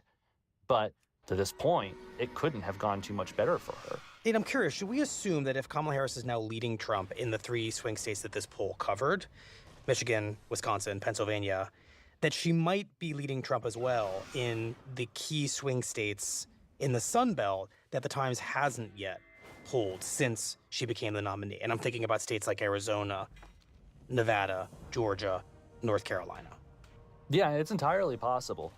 Now, Joe Biden was trailing Donald Trump by a lot in those Sun Belt states because he was so weak among young and non-white voters. But those are exactly the groups that the poll shows Kamala Harris is making her biggest gains. So it seems entirely possible that she's made disproportionate gains in those Sun Belt states. Whether that's enough for her to lead versus it just being a dead heat or slightly behind, I don't know. But I would expect the race in those states to be very close if she has any discernible advantage in the northern battlegrounds. Right. And it kind of feels that what this poll tells us is that there has been a transformation of this race, and that where Trump was once winning, he's at the very least now in a very competitive toss-up race for president. Is that how you see it? That's basically how I view it. And if anything, Harris has an edge in the polling today. Whether that'll last until November is obviously a completely different question. But to the extent the Trump campaign had crafted strategy around trying to defeat Joe Biden among young voters and black voters, and by capitalizing on a deep dissatisfaction with a candidate who seemed incapable of winning the presidency, that strategy is now out the window. They have a completely different race against a candidate who right now is pretty popular with voters, who represents change in her own right, and who now has the lead in the most important battleground states. So this is absolutely a winnable race for Democrats now, and it's a completely different picture than the one we had a month ago.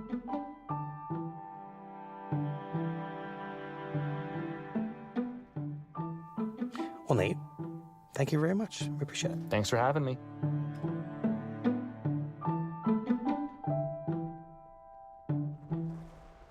We'll be right back. This summer, enjoy less sunscreen smell and more new car smell. Less sand stuck in between toes and more foot on pedal. Less suitcase packing and more cargo space. Make room for more than just memories this summer with a Lexus SUV. Find offers on select SUVs at the Lexus Golden Opportunity sales event. But hurry, the opportunity ends September 3rd. Click the banner to discover more. Experience amazing at your Lexus dealer. My name is David Gellis. I'm a climate reporter at the New York Times, and I wanted to tell you about a live event I'll be hosting this fall. It's called Climate Forward, and it's happening on September 25th in New York City. My colleagues and I will be speaking with world leaders, activists, innovators, scientists, and more, asking tough questions about the climate crisis and having conversations that just don't take place anywhere else. You can purchase tickets at nytimes.com/events. Here's what else you need to know today. The independent presidential campaign of Robert F. Kennedy Jr. was dealt a major blow on Monday when a judge ruled that his petition to get on New York's ballot was invalid because Kennedy had used a sham address to maintain his New York residency. If it stands, the ruling would kick Kennedy off New York's ballot and could endanger his efforts to get on the ballot in all 50 states. Kennedy has vowed to appeal the ruling. And after an audacious incursion into Russian territory, Ukraine's army now claims to control 24 communities there, covering nearly 400 square miles. The incursion is an embarrassing setback for Russia that could benefit Ukraine in 2 ways. First, by drawing Russian forces away from Ukraine, and second, by serving as a bargaining chip for Ukraine in future peace negotiations with Russia.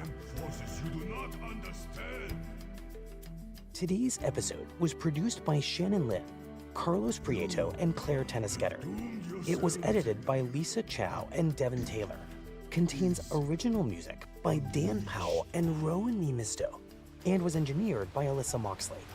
Our theme music is by Jim Brunberg and Ben Lansford of Wonderland.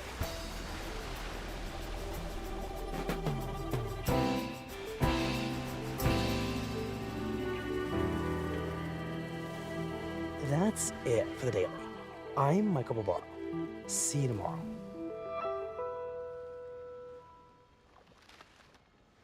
Audible has the best selection of audiobooks, hands down. You'll always find the latest bestsellers, along with binge-worthy podcasts and exclusive originals. No matter what you're into, steamy romance, A-list memoirs, fantastic sci-fi, inspiring motivation, and more, it's all there in the Audible app. There are also thousands of included titles with more added every week, so you've always got something new to try. There's more to imagine when you listen on Audible. Find out for yourself. Sign up for a free 30-day trial at audible.com/thedaily.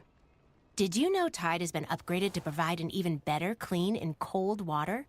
Tide is specifically designed to fight any stain you throw at it, even in cold. Butter? Yep. Chocolate ice cream? Sure thing. Barbecue sauce? Tide's got you covered. You don't need to use warm water. Additionally, Tide Pods let you confidently fight tough stains with new Coldzyme technology. Just remember, if it's gotta be clean, it's gotta be Tide. Hey, it's Michael. Before we get started, I want to tell you about another show made by the New York Times that pairs perfectly with The Daily. It's called The Headlines. It's a show hosted by my colleague, Tracy Mumford, that quickly catches you up on the day's top stories and features insights from the Times reporters who are covering them, all in about 10 minutes or less. So if you like The Daily, and if you're listening, I have to assume you do, I hope that means you're going to like The Headlines as well.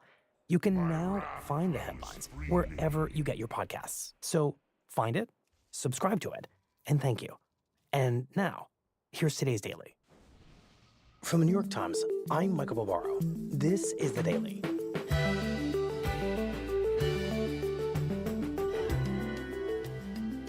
For much of the past year, Donald Trump and those around him were convinced that victory in the presidential race was all but certain. Now, everything has changed. Today, my colleague, Jonathan Swan, on Trump's rude awakening and his struggle to adjust. It's Monday, August 12th. Jonathan, welcome back. Thanks for having me back. So the last time we spoke was at the Republican National Convention. Last night, the New York Times bureau there was literally being deconstructed during our interview. And to say that a lot has changed for Donald Trump since that moment feels like an understatement of the highest possible order. When you talk to Trump's aides, the convention in Milwaukee seems like a distant, foggy memory, almost like it never happened. Like, I think back to that first night at the convention when Trump, remember, he'd just been shot. Right. 2 days before. Please welcome the next president of the United States, Donald J. Trump.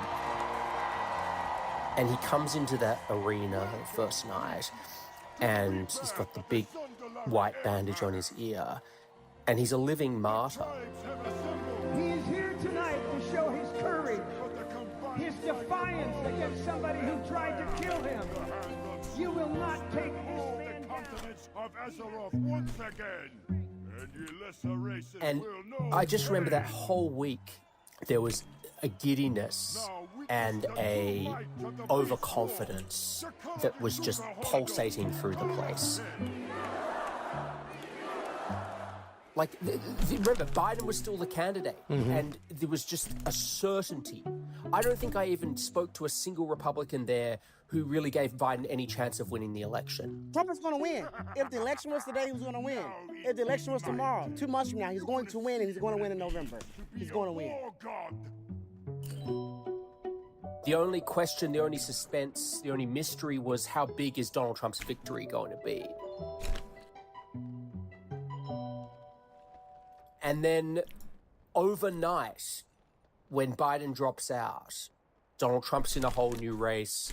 The race that him and his team had prepared for, built their whole operation around, spent a year and a half thinking about, planning for, spent tens of millions of dollars on, all of that is gone.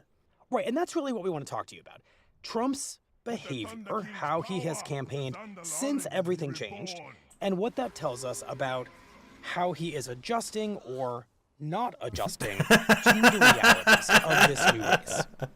The sense I've got from talking to a lot of Trump's advisors and allies is that he was genuinely blindsided by this. And, he has been in a foul mood for much of the last 3 weeks. He has been complaining about the unfairness of what has happened to him. Unfair how? Well, I'll give you an example. So he has been telling people that Democrats are trying to, quote unquote, steal the election from him. And he's comparing it to 2020 and COVID. Wow. What he's saying, how they changed the voting rules, all these different state legislatures, in the middle of COVID, which is his whole part of his false claim about the election being stolen. Well, here he's saying we had this race won, and then they pulled this bait and switch, and they replaced the candidate. So in his mind, Harris replacing Biden, which of course Democrats thought was overdue and necessary, is a kind of pre-stealing of the election. Exactly. And it's bewildering for Trump because the race that he thought he had no longer exists. He's facing someone who's 20 years younger, who doesn't have trouble completing sentences, who actually has energized Democrats, who's drawing big crowds, who's moving up in the fucking ready polls. for the other raid too. And all of these factors are making him extremely frustrated less than 100 days out from the election.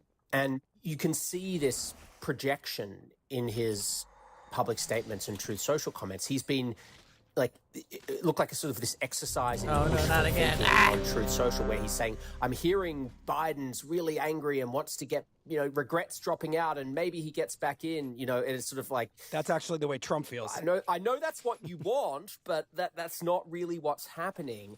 And so you're seeing this sort of Trump kind of publicly emoting for poor Joe Biden and how mistreated he was. But really, it's just a projection. It's the race Trump wants again. Right. And he can't have it. And he's still sort of pining for that race that no longer exists.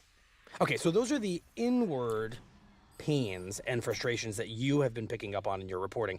Let's talk about how they are manifesting out in public on the campaign trail. Well, coming out of the convention, Trump was constricted, partly by design. The Secret Service were grappling with this huge mistake of allowing him to be almost assassinated. Right. So there's this really big increase in his security.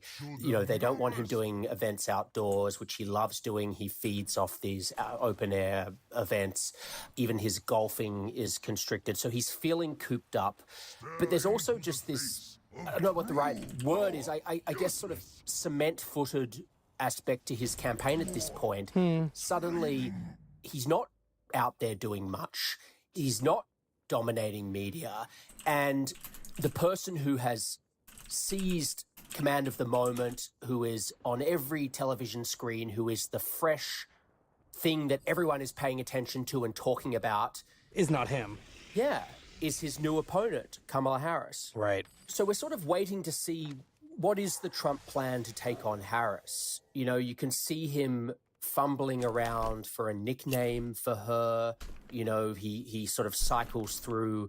First he calls her Laughin' Kamala to try and make fun of her laugh. And then, according to his advisors, he decides that one doesn't work. So then he goes back to Crooked. He used that for Hillary Clinton. He used that for Joe Biden. Right. Then he decides he doesn't really like that. Then he tries out Crazy. And then he has this event which could have actually been a real opportunity for him, which was he decides to go to Chicago on stage for the National Association of Black Journalists conference. Right. And as we know, Trump has been trying to eat into Democrats' African-American support. So this could have been a moment potentially for him to reset and take control of the race again. And it felt especially bold because he was going to speak to a largely black audience of journalists at precisely the moment that the Democratic Party had decided a black woman would be the party's nominee. So there seemed to be kind of a strategic wisdom to it. Yes, that's what it looked like anyway. But then Trump opened his mouth. Some of your own supporters I hate when it have happens. labeled Vice President Kamala Harris as a DEI hire. Is that acceptable language to you? And will you Trump gets asked a very sharp question by the ABC reporter, Rachel Scott. How do you define diversity, equity, and inclusion? Okay, yeah. Yeah, Go ahead. DEI. Is that what your definition? That is Give me a literally the definition words. then. Would you give me a definition? DEI. Of that? And Trump takes great offense at the question. So he starts off on this very angry and aggressive footing. Sir, do you believe that Vice President Kamala Harris is only on the ticket because she is a black woman? And then he decides to question whether the first black woman vice president is actually black. She was always of Indian heritage, and she was only promoting Indian heritage. I didn't know she was black until a number of years ago when she happened to turn black, and now she wants to be known as black. So I don't know, is she Indian or is she What? black? Whoa. Rachel opened his mouth. Some of your own supporters have labeled Vice President Kamala Harris as a DEI hire. Is that acceptable language to you? And will you Trump gets asked a very sharp question by the ABC reporter, Rachel Scott. DEI? How do you define diversity, equity, and inclusion? Okay, yeah, go ahead. Is that what your definition? That is Give me a literally the definition words then. Would you give me a definition of DEI. that? And Trump takes great offense at the question. So he starts off on this very angry and aggressive footing. Sir, do you believe that Vice President Kamala Harris is only on the ticket because she is a black woman? And then he decides to question whether the first black woman vice president is actually black. She was always of Indian heritage, and she was only promoting Indian heritage. I didn't know she was black until a number of years ago when she happened to turn black, and now she wants to be known as black. So I don't know, is she Indian or is she black? He says absurdly that she only recently decided to embrace her black identity for political purposes, when, of course, her father is Jamaican American. She went to a historically black college. I mean, it's not even really worth engaging with. It's so outlandish. But he basically programs the chyrons on every broadcast news program around the country. You know, that is the story that comes out of this, is Donald Trump questioning Kamala Harris's race. It's not, you know, his team is desperate to focus on policy attacks, you know, her being this dangerously liberal candidate. But what's the story that comes out of it? It's Donald Trump questioning her race. Right. So even Republicans end up wincing at this, thinking like, of all the things you could do, why do this, which makes you sound racist, and also just with somebody not having their eye on the ball. Yeah, and then he goes off to Georgia for a rally. So just think about this for a second. So Georgia is a state with roughly 30% of the voting electorate is black, okay? Right. It's a state that Trump needs to win. Their clearest path to victory involves Georgia. So you need to appeal to black voters. What have you done? You've just questioned whether Kamala Harris is actually black. Then you go to Georgia, you go to the rally, and Trump decides to bring up again this old feud that he has with Georgia's governor, Brian Kemp. Your governor, Kemp, and Raffensperger are doing everything possible to make 2024 difficult for Republicans to win. Brian Kemp is very popular, Right. much more popular than Trump is in Georgia, and Trump attacks Kemp and his wife. But think of the wife. Think She of the said wife. 2 weeks Think of ago, the wife. I will Think not of the endorse her because wife. She hasn't earned Oh my my God. I haven't earned her endorsement. I have nothing to do with her. So, like, if you were trying to figure out how do I give myself the best chance of losing Georgia, you might question the race of Kamala Harris, attack the popular Republican governor. Oh, and then, by the way, just to a little bit of a cherry on top to alienate a few more suburban women, attack his wife as well. So when I talk to Trump allies and advisors, many of them view the last 3 weeks as Trump's worst sustained performance in a very long time. And of course, this is not just any moment in which to have Trump spiral. This is the moment that he most needs to figure out what he's up to, because the Democrats have made this extraordinary candidate switch that very much seems to be working, while he's just kind of fumbling around and, as you're saying, basically shooting himself in both feet. That's right. And Trump takes another shot at the recess. Well, thank you very much. Appreciate your being here. He has a press Appreciate conference your at being here. Mar-a-Lago. Major news outlets are there because his team is doing briefings with reporters. I was there. And the press conference goes on for about an hour. And this is not mission accomplished, to say the least. The biggest crowd I've ever spoken. I've spoken to the biggest crowd. He boasts about his crowd size on January 6th. If you look at Martin Luther King, when he did his speech, his great speech, and you look at ours, same real estate, same everything, same number of people, if not, we had more. Claims falsely that it was bigger than Martin Luther King's crowd when he gave his That's not how he says that. I Have a Dream speech. Wow. How he So I said think that? the Not even abortion more. issue No. was really very much He lost tempered faith in down. his own fucking And thing. I answered, I think, very I well can in hear the it. debate, and it seems to be much less of an issue, especially He for those equivocated and seemed to be sort of, frankly, confused when asked about abortion policy. like Ronald Reagan. I believe in the exceptions for rape, incest, and life of the mother. I believe strongly. I think that that's a very important thing. I think when you have to follow your heart. Oh, you get to So, follow you know, your heart. what I don't was think supposed he's to be a ever reset fucking said that. After a very tough period, actually just extended the very tough period. And, there's not much time left. We're in the final 90 days of the campaign, so it's crunch time. We'll be right back. Hello, it's me, your oil change light. That last mechanic took 3 hours. Would you trust him again? Silence your oil change anxiety at Valvoline Instant Oil Change, where we change your oil in about 15 minutes. I'm Julian Barnes. I'm an intelligence reporter at the New York Times. I try to find out what the U.S. government is keeping secret. Governments keep secrets for all kinds of reasons. They might be embarrassed by the information. They might think the public can't understand it. But we at the New York Times think that democracy works best when the public is informed. It takes a lot of time to find people willing to talk about those secrets. Many people with information have a certain agenda or have a certain angle, and that's why it requires talking to a lot of people to make sure that we're not misled and that we give a complete story to our readers. If the New York Times was not reporting these stories, some of them might never come to light. If you want to support this kind of work, you can do that by subscribing to the New York Times. So, Jonathan, how anxious are the people around Donald Trump by the experience of these past 2 weeks, which they clearly think have been a bit of a mess? And are they convinced that Trump can right this ship and kind of meet the moment of Kamala Harris and her ascent?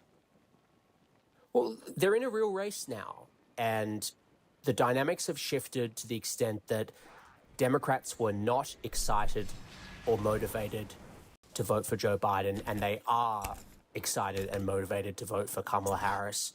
There's a different vibe, as they would say. But in the minds of the Trump campaign, the fundamentals of the race haven't actually changed. Just explain that. Well, yes, there are all of these indicators that are concerning to them. I'm not minimizing that.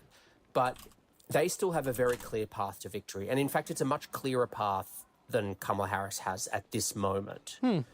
They need to win Georgia. Trump has been consistently leading in Georgia. They need to hold on to North Carolina. He has been consistently leading in North Carolina outside the margin of error. And they have to win Pennsylvania, which is closer. So the path is there. There are actually many other paths that he could win, other different combinations of states. But the basic way that the Trump people see it is that Kamala Harris is simply winning back people that Democrats should have had in the first place. And it's not like the mood of the country has changed. It is still a country that is still very, very sour about the economy, anxious about high prices, worried about the border and immigration, these are all issues in which Donald Trump holds huge advantages over Kamala Harris and Democrats. And when you talk to the Trump people, as I do every day, they have a very narrow, as they would say, universe of the electorate that they're focusing on, that they call target persuadables. These are voters who they believe are up for grabs. It's about 11% of the electorate. They are disproportionately male, under 50, non-white, independent, moderate, actually, in ideology. And even though you have an electorate that is overall very sour about the economy, this group is even more sour. These are not people who are reading newspapers, reading digital news sites, following cable news. They are consuming non-traditional media, streamers, gaming, et cetera, et cetera. And that's why you see the Trump campaign doing so much of this non-traditional media to meet these low information voters where they are. So the Trump team is betting that all of this Harris boom is a honeymoon, it's cotton candy, but they still believe that the fundamental issues that are going to decide this election are issues in which they can not just beat Harris on, but absolutely destroy her on. To the Trump people, just to put this all together, it might look like this race has changed a lot because there's so much energy around Kamala Harris, because there's so much media attention around Kamala Harris. But the fundamentals of the race, the Electoral College math, and the reality of who's actually gettable, those haven't changed, and the Trump people are confident that their plan is the more sophisticated one for actually pulling it off. I wouldn't say it hasn't changed. They acknowledge it's a tighter race, but they are betting that hammering those messages in the key states for, and I can't emphasize this enough, a very narrow, small slither of voters that are up for grabs will carry the day. So let's talk about their plan, not just to define an issue set that they think will win this election for them, but their plan to define Harris herself. Because so far, as we established in the first half of this conversation, Trump hasn't quite seemed to settle on a path or a message for confronting Harris. Well, I think that's an understatement.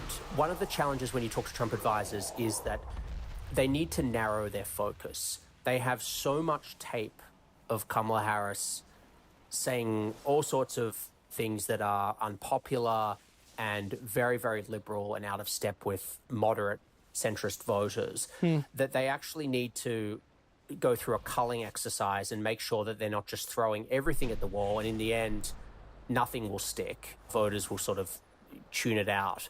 They've done this exhaustive message testing. Trump's top pollster, Tony Fabrizio, has tested dozens and dozens of messages against Harris to see which ones resonate the most. The ones that they're going to just hammer her again and again and again on are immigration.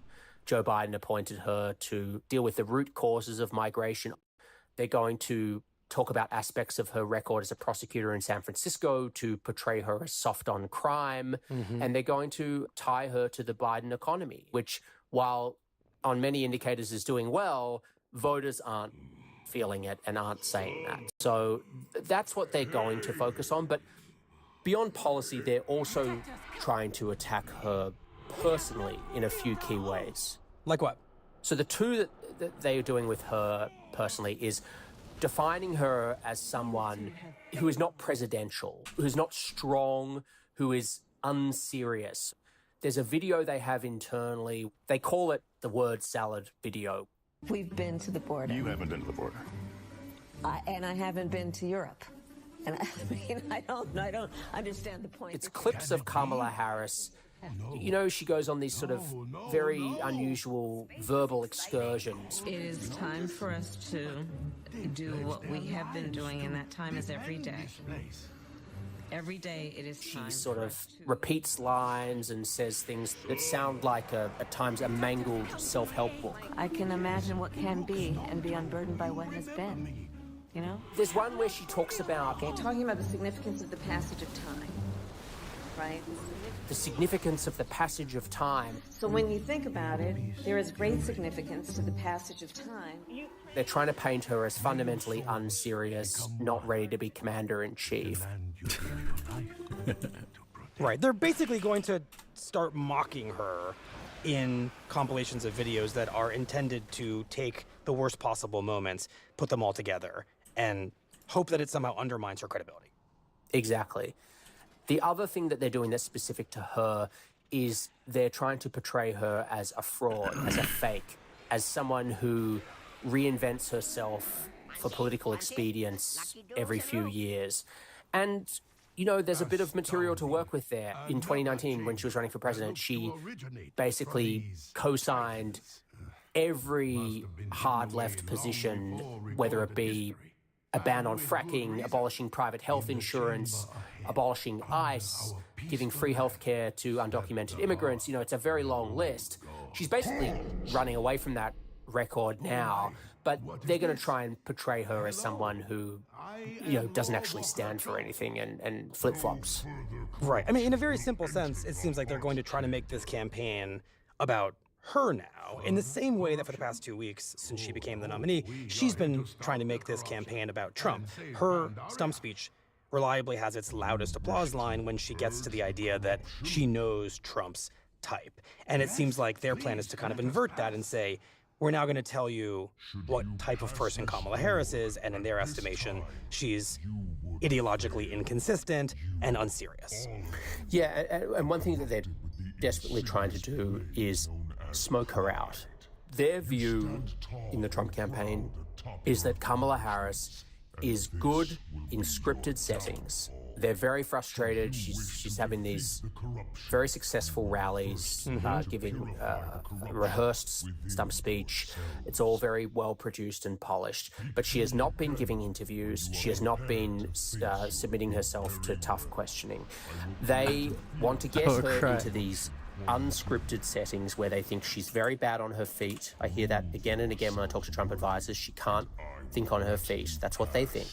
They're trying to force her to take questions from journalists, to bully her into that, to get her on the debate stage where they think that she will wilt under pressure. They want to create new moments that, I guess, sound a bit like the videos they have to be drippy in their offices, that word salad, that will become embarrassing in real time.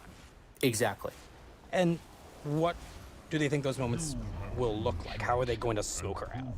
Well, he's challenged her to 3 debates, and notably, 2 of them are on networks he hates, ABC and NBC. So that shows you how eager Trump is to get her on that debate stage. And perhaps he, of course, thinks that what happened to Biden will happen to Harris on a debate stage. In other words, it will be an indelible moment that could change the course of the race. Exactly. One thing I can't underscore enough is just how much contempt Trump has for Harris. He actually respected Hillary Clinton's intellect. As much as he despised her, he thought she was smart. He does not think Kamala Harris is smart, and in fact, he's been counseled by some advisors to try not to show as much of that contempt publicly. So he does think he's up against someone who is incompetent and is not going to perform well in a debate against him. It could be a big miscalculation, but that's how Trump sees it, and that's how a number of his allies and advisors see it. It feels like the Trump campaign strategy to meet this moment rests on not just the first assumption, which is that Harris, if and when smoked out, will falter, but that Trump himself will be capable of being the kind of disciplined candidate who can deliver the policy messages you're talking about on crime, immigration, and the economy, and not keep doing what he did at NABJ and talking about whether she's actually black, or, as you just said, demonstrating open contempt for her intelligence. Those are the biggest X factors, and the biggest one of the 2 of them is Trump. So far, he has been struggling to adapt to her as a new candidate. It has brought out some of his harshest instincts, and we don't know yet whether he's going to be able to sufficiently control himself not to turn off the voters that he needs to win this election. There was this sort of amazing moment 2 days after the Association of Black Journalists event the news cycle's gone crazy about Trump questioning whether she's black.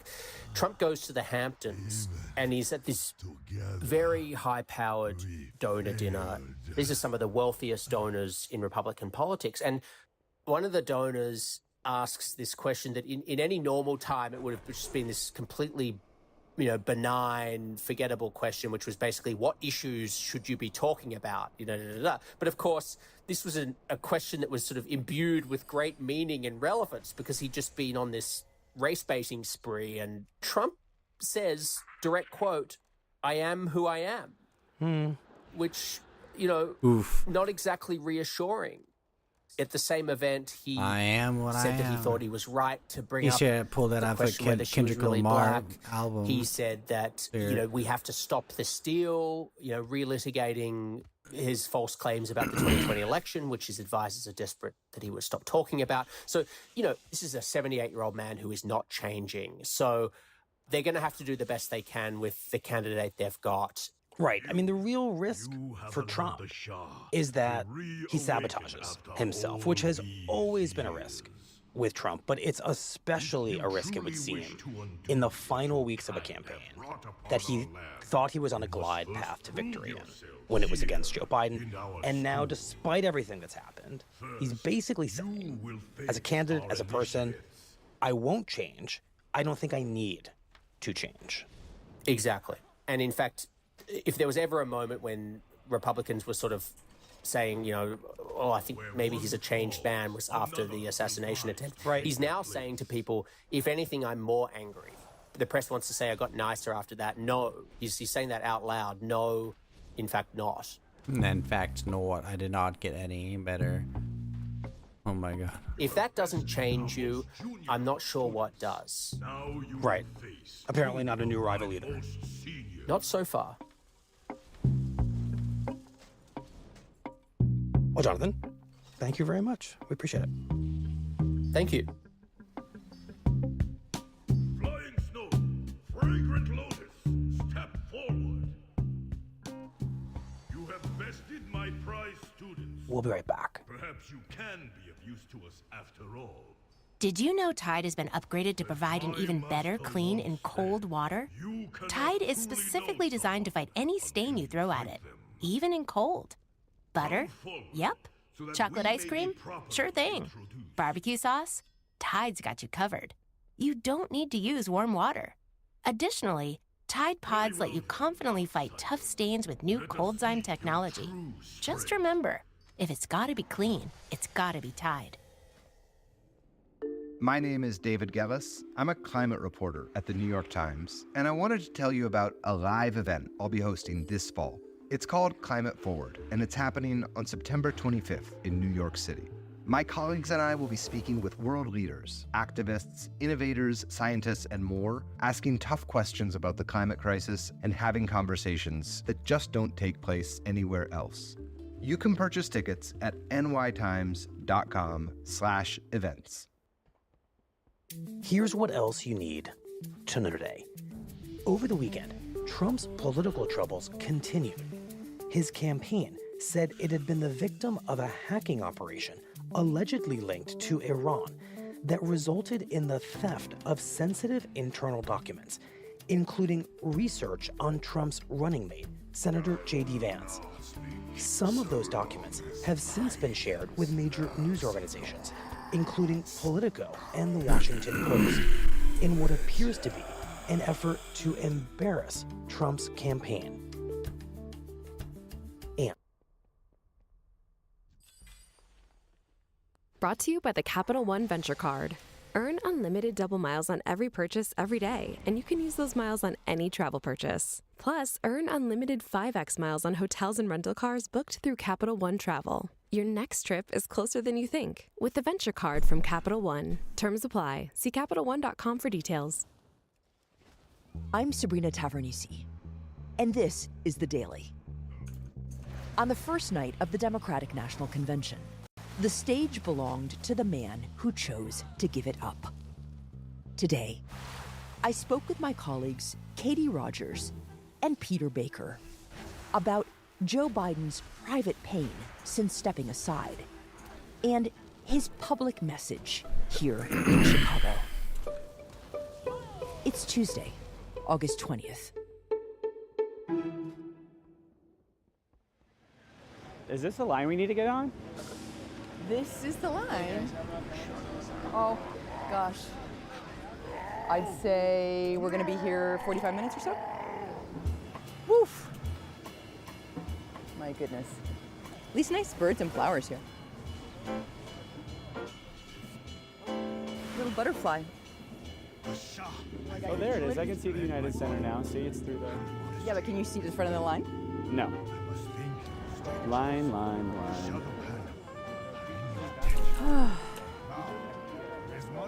feel like the season is passing as we're like waiting. There's like a cicada coming up. Yeah, I see some leaves turning. Yeah.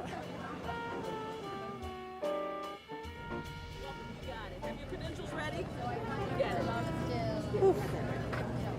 Oh, is this the end?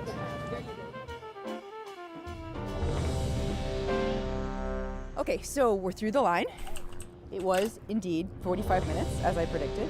And we are standing outside a giant building with a big blue sign on it that says Democratic National Convention. And it is Kamala Harris's convention. It is her week. But it is Joe Biden's night. Tonight, he's going to take the stage, give a speech to an entire party who forced him out.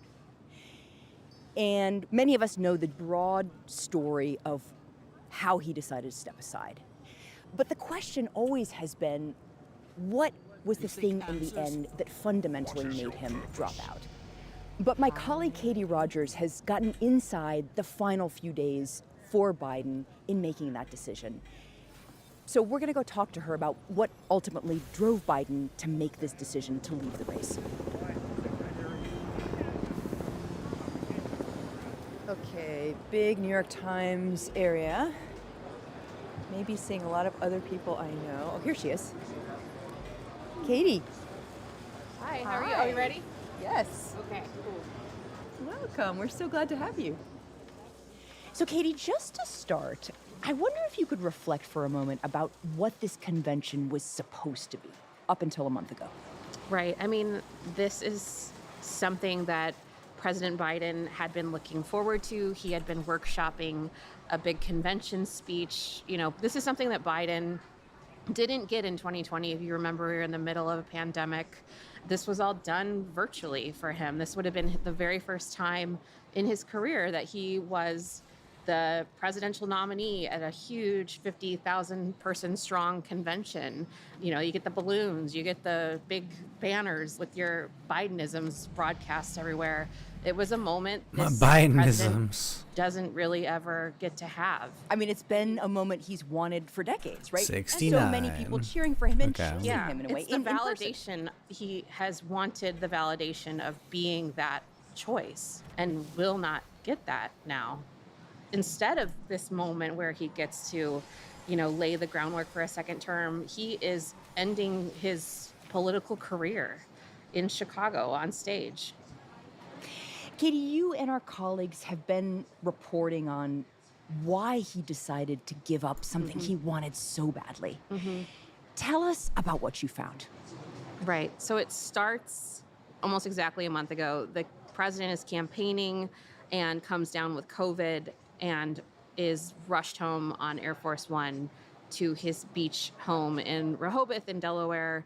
There he is joined by his wife, Jill Biden, the First Lady, and there are two other aides who are very close to him. Another key advisor was in Rehoboth at the time, sort of on standby, named Steve Ricchetti. He's the keeper of the president's political relationships. So a lot of the party leaders were funneling their alarm and their worry and their unhappiness through Steve Ricchetti. So Got it. Friday, the president was sick and didn't really get out of bed much. He read the papers by the pool. The next day, though, he gets on the phone, calls Steve Ricchetti and says, "I need you and Mike at the house." And Mike is Mike Donnellan, the president's most senior strategist, the writer of his speeches, really the keeper of the Biden flame, if you will. Biden Ricchetti and Donnellan go over the polling, go over what people in the party are saying, and essentially say to the president, look, if you want to do this, we can get you there. We have been around, all of us, long enough to know that the polling can be wrong. We can get you there. It's sort of a cultural belief in the Biden circle to not discount polls, but to look at them and say, well, we have been here before, but it is going to be a climb, and you are going to do it alone without the support of Democratic Party leaders. He will be ripping apart his party if he wants to do this. Finally, Biden, who is still sick and weakened with COVID, says to them, well, what would we tell the American people? Meaning if we were to drop out. Exactly, what would we say? And that's really the first moment that Biden wants to see something on paper that is an announcement that he would be leaving the race. The president says to them that he wants to sleep on it. And they let him go upstairs. He's sleeping in a spare bedroom because he has COVID.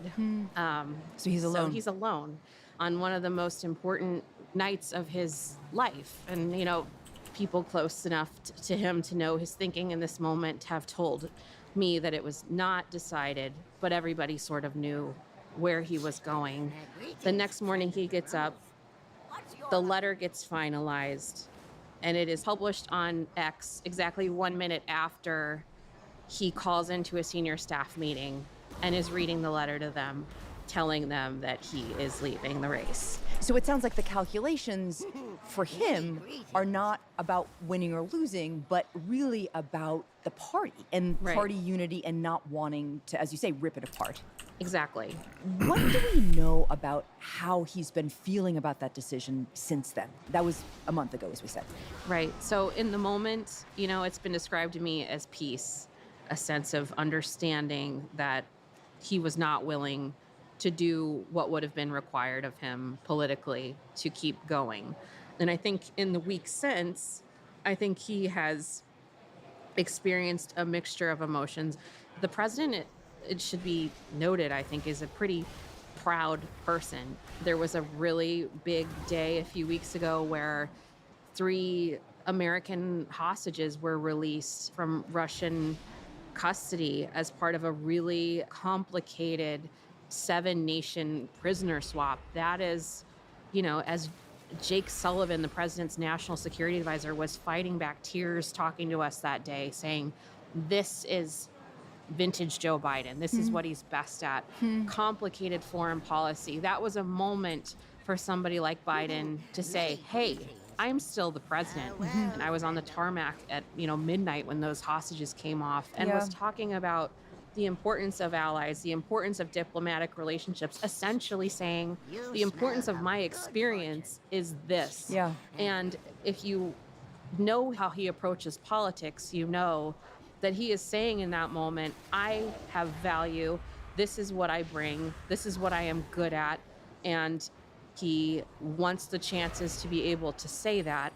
It's like he's sending a message to the people who pushed him out. Totally. Yeah. Yes. Yeah. Yes. And speaking of the people who pushed him out, you know, I think there are people close to the president who, you know, have told me as much, saying this party will have to reconcile with what it did to a sitting president who the voters had chosen.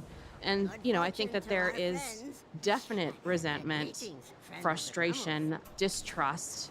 Former President Obama was somebody who was making a lot of calls to party leaders, including, you know, he was in touch with the vice president in the days before the president decided to drop out. There is definitely a sense of resentment toward Nancy Pelosi, the former House Speaker, for saying things like, well, you know, if he does drop out, I think we should have an open convention, to basically before he's even made the decision to say, well, here's how it could look and what I think. Right. He just sort of is pushed out, right? Right. So one of the things he did is saying, I fully support the vice president as the person to carry on my legacy and to win this election and prevent another term for Trump. And it really shut down talk of other people jumping into this race. She locked it up there's got to be a land speed record for that. There were these conversations about we don't want it to be a coronation, but, it was pretty close. And that is because Biden made the strongest case he could for her at a moment where the Democratic Party had leaders saying, well, let's do this, or I would like this, or maybe this person. And Biden all but said, well, no, we're going with my person. We're going with the vice president I picked. So again, he doesn't want to see this party infighting. He endorses her so that there's not this nasty public battle, right? Exactly. Again, unity. It was a unity play, and it was, again, a fear of his that this would happen should he not really make a strong case for her.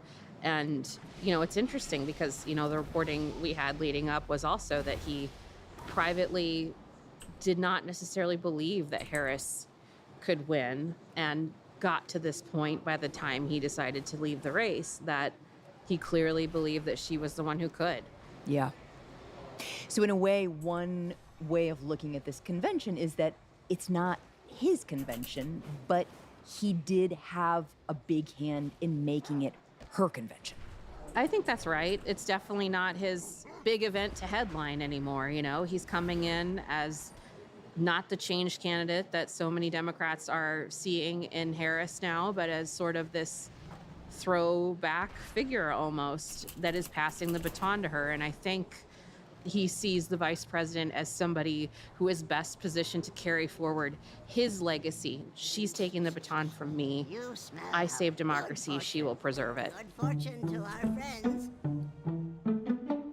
Your rage sustains me. And inside the United Center where we are, delegates who are arriving are getting little coffee bean packets that say Cup of Joe on them, and the digital banners will say spread the faith and a couple other Bidenisms. And then they go dark when he's done, and they flip over to Harris Walls and the sort of messages associated with her campaign. So there's a lot of talk of gratitude for him. The thing is, though, is that Joe Biden has been around long enough to understand that the second beat to thank you so much is thank you so much for dropping a campaign that Democratic voters did not believe in. Thank you so much for getting off the stage. And for somebody like him, that has got to be very bittersweet and a tough moment to get through. Katie, thank you. Thank you for having me.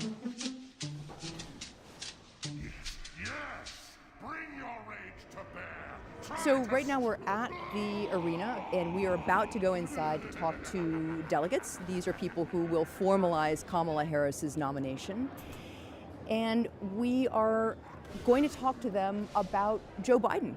How are people seeing him in this moment? Oh my God, hi. Are you a delegate? I am a delegate. Where are you from? Michigan. Michigan. The great state of Michigan. Okay, my name is Sabrina. Hi, Sabrina. Hi, Bob. Well, his name is Rob, actually. Oh, Rob. Oh, I'll take Bob. Rob. Yeah, whatever. Snob. So, a question for you. One word to describe Joe Biden. If you had one word, what would it be? Heroic. Dedicated. Honorable. Heroic. Delawarean? He is an American patriot. He has been such an incredible leader for our nation for years. He's been an amazing public servant. I'm a little misty. I have such affection for him. I was sad, very sad to see him make the decision he made, but he made the right decision for the country. In some ways, does part of you wish he was the nominee still? No. No, because the election is turned on a dime. It's going in the right direction now. It was going in a very bad direction before. I mean, in less than a month, she's turned over this campaign. She's brought people together in just incredible ways. Now, that's not to take away from Joe Biden or to say, I love Joe Biden. How is it going to feel tonight watching him speak? I don't know, but I brought him. I think we're all here to give him his flowers, to say thank you. We're going to be proud for him. It's a valedictory, and he's deserved it and earned it. I think that there's going to be an incredible outpouring of love, respect, and honor for him. I'm not sad for him. I'm proud of him. I'm like, I'm in awe of him, really. I am, and I think we're living history right now. I mean, we're living history tonight. I think the history is going to show, wow, what an incredible gift that Joe Biden has given us. Stay behind and investigate this day further. We'll be right back. No matter what type of shopper you are, Carvana is the convenient way to buy a car online. Whether you know the exact make and model you want or like to consider all options, Carvana offers thousands of affordable cars to choose from. Additionally, Carvana provides easy financing, allowing you to customize your terms down to the penny or explore various down and monthly payment options. However you shop, visit Carvana.com to buy your car the convenient way. I'm Julian Barnes. I'm an intelligence reporter at the New York Times. I try to find out what the U.S. government is keeping secret. Governments keep secrets for all kinds of reasons. They might be embarrassed by the information. They might think the public can't understand it. But we at the New York Times think that democracy works best when the public is informed. It takes a lot of time to find people willing to talk about those secrets. Many people with information have a certain agenda or have a certain angle, and that's why it requires talking to a lot of people to make sure that we're not misled and that we give a complete story to our readers. If the New York Times was not reporting these stories, some of them might never come to light. If you want to support this kind of work, you can do that by subscribing to the New York Times.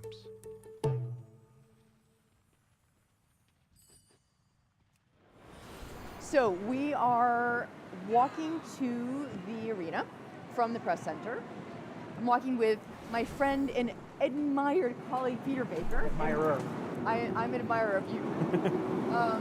And we are first going to have a conversation, and then we're going to go in to watch Biden's speech together. Okay, so we're going to talk to Peter about what he expects from the speech tonight. What do you expect, Peter? Oh, well, look, it's a really fascinating moment, right? Because Joe Biden has been coming to conventions like this since 1972. He's given a lot of speeches. But this is the first one where he has to basically give a speech saying, I'm done. And it's something he's always resisted. His whole thesis of his political career, his whole life really is, if you're knocked down, you get back up. Well, now he's going to say, okay, this is the end for me after more than 50 years on the public stage. So he's speaking to a couple different audiences. One, of course, is the audience here in the hall and the national audience watching on television. He's going to try to frame his accomplishments and pass the torch to Kamala Harris. And then the second audience he's talking to really is history. He's trying to say, who is Joe Biden? What did it matter that he was president for 4 years? Where does he fit in our Did it matter that he was president for 4 years? And it's going to be a really fascinating speech to watch. And what do you make of the fact that it's happening on Monday, the first day of the convention, Yeah. but, you know, this is the day they've chosen for him? Yeah, Monday is, of course, a demotion, right? He expected to give his speech on Thursday when he was going to accept the nomination. That's the big night. That's the night you want to give a speech. He's been demoted to Monday, which is usually the night for the formers. And you can already see in the last few weeks, if you go to the White House every day or you watch him give his public presentations, what few he's done, you can feel the energy and the power and the attention drifting away from him. And it's a palpable thing when a president becomes a lame duck, and you really have seen it these last few weeks. And now tonight, he'll get up there, he'll give his speech, and then he's gonna get on a plane later tonight, and he's gonna head off to California, and he won't be here for the rest of the convention. He's gonna literally cede the stage to Kamala Harris. And it's the symbolic way the Democratic Party is gonna say, we're moving on. All right, the Joe Biden era is essentially over now. Could you And we're moving imagine on to if Kamala Harris' fucking era, and he will Joe be on vacation. You Biden won't see him in died public like really after again he? until Labor Day. I guess, Peter, After you know, all of it this? is really a fundamentally No, actually, no, it human wouldn't matter. It would that not we're matter. seeing here, right? I mean, It this would not is a matter. man who had all of these years in public service, and the one 'Cause thing it's he like, wanted most in he's the on his way world out was anyway. this, that he's now giving up. And that feels really just, in the sweep of history, pretty remarkable and a very human moment. Yeah, it really is. In some ways, it's the most human story. It's actually all of our story, because all of us eventually are going to run out of time, right? He has been in Holy public life shit, for a they half got century, deep. more than any They other got president deep. before him, by the way. He has been running for president since a lot of people in this arena were children. His first campaign was in 1987. His second one, of course, was in 2008. He didn't win either time. Finally, he wins in 2020. And so to say, okay, I'm going to give it up after spending a lifetime of trying to get there, it goes against the grain. It just is completely against everything that he sees in himself. His life has been full of tragedy and setback, followed by comeback and resilience. And here is the first time he is not bouncing back. So he's done the one thing that he prided himself on never doing. But at some point, you cannot outrace time. You cannot outrace the impact of age. And as much as he wanted to stay on the stage, his time has come. And he's had to accept that. And it's not an easy thing to do. But tonight kind of brings that to the fore in a very public way. And he's, I think, going to use his opportunity to frame that exit. Okay, let's watch that speech. Let's watch.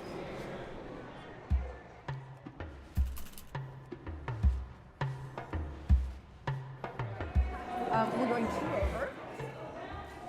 So we're sitting at the very top row in the arena, and you can really see everything from here. It's pretty amazing.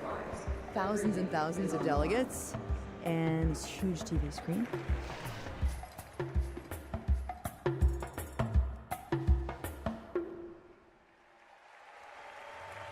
And now, I would like to introduce my father, your 46th President of the United States, Joe Biden.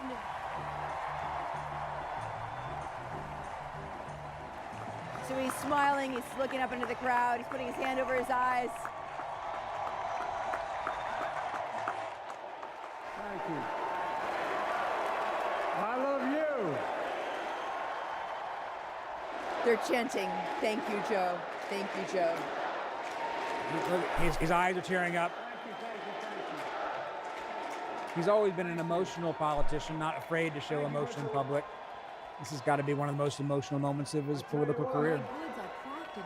My fellow Americans, nearly 4 years ago, in winter, on the steps of the Capitol, on a cold January day, I raised my right hand and I swore an oath to you and to God to preserve, protect, and defend the Constitution and to faithfully execute the office it's inside of the President of the United States. In front of me was the city surrounded by the National Guard. Behind me, a Capitol just 2 weeks before had been overrun by a violent mob. But I knew then, from the bottom of my heart, that I knew now, there is no place in America for political violence. None. Biden's presidency has been rooted in that January 6th attack and the aftermath basically for 4 years. No, it's definitely a In Halloween way, thing. I think I Kamala booted this up Harris last is going to Halloween. run a different campaign because rather than talk about the past, she's trying to say that she's about the future. As important as January 6th is, a lot of Americans want to move on. And the difference between his approach to it and hers is rather striking. I stand before you now on this August night to report As a that god. democracy has prevailed. Democracy has prevailed is the line he used in his inauguration address in January 2021. And now democracy must be preserved. This was the reason he gave to run, right? This is the reason he gave a run in 2020. It's the same narrative and it's the same, evaluation of where we are as a country. In effect, he's trying to say this is the battle that we have to wage, and even though he's not going to be the one waging it now going forward, he's telling these Democrats Why is it that always they have a to continue to fight? fight. Why is it always war, dude? To rebuild the backbone of America, the middle class. So here he's moving on to legacy. Yeah. The middle he goes on to legacy. class. He wants to talk about what he has done in these last 3 years on legislation, on foreign policy, presumably, on domestic policy. We have done that. And many of those jobs in the so-called fabs, the buildings that make the chips, that's being constructed now. And guess what?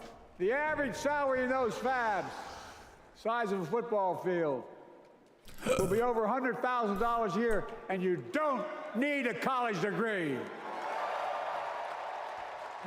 That's been a big thing for him, a big priority the last 4 years, talking about jobs for people who don't have a college degree, trying to move Democrats away from the idea that they're elites and that they only care about people who are highly educated.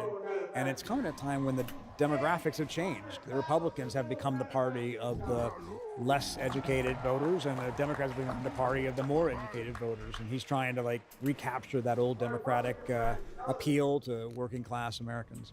And those are his roots, in fact. Those are his roots, right? Scranton Joe, as he conceives himself. Meanwhile, we made the largest investment, Kamala and I, in public safety ever. Now, the murder rate is... So he just mentioned Kamala and I, but here we are about half an hour into this speech, and he really hasn't gotten around to talking about her yet. He's made a couple of passing references to her, but he hasn't yet given us the torch passing part of the speech. Kamala and I are committed to strengthening legal immigration, including protecting dreamers and more. Again, in reference to Kamala, but kind of. But again, in as passing, a subsidiary. as a subsidiary, right? Kamala and I, and then moves on. We haven't yet heard him talk about who she is, what she's done as vice president. He's not giving us a pitch. No, he presumably will before it's over, but this is not a speech yet about Kamala. The brave service members who gave their lives to this country, he called them suckers and losers. Who in the hell does he think he is? Who does he think he is? What the fuck? There's no words for a person. They're not the words of a person not worthy of being commander-in-chief. Period. Not then, not now, and not ever. I mean that. I mean that from the bottom of my heart. He's talked more about Trump tonight so far than he has about Kamala Harris, because I think he expected to give a speech tonight making the case against Trump, right? That he wanted to make that case himself for his own candidacy. In that sense, a lot of the speech is the speech he might have given a month ago, except that one key line. I accept your nomination. Folks, I've got 5 months left in my presidency. I've got a lot to do. I got a lot to do.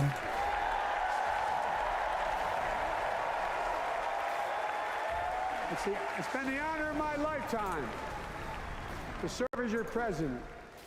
I love the job, but I love my country more. I love my country more. And all this talk about how I'm angry at all those people who said I should step down, that's not true.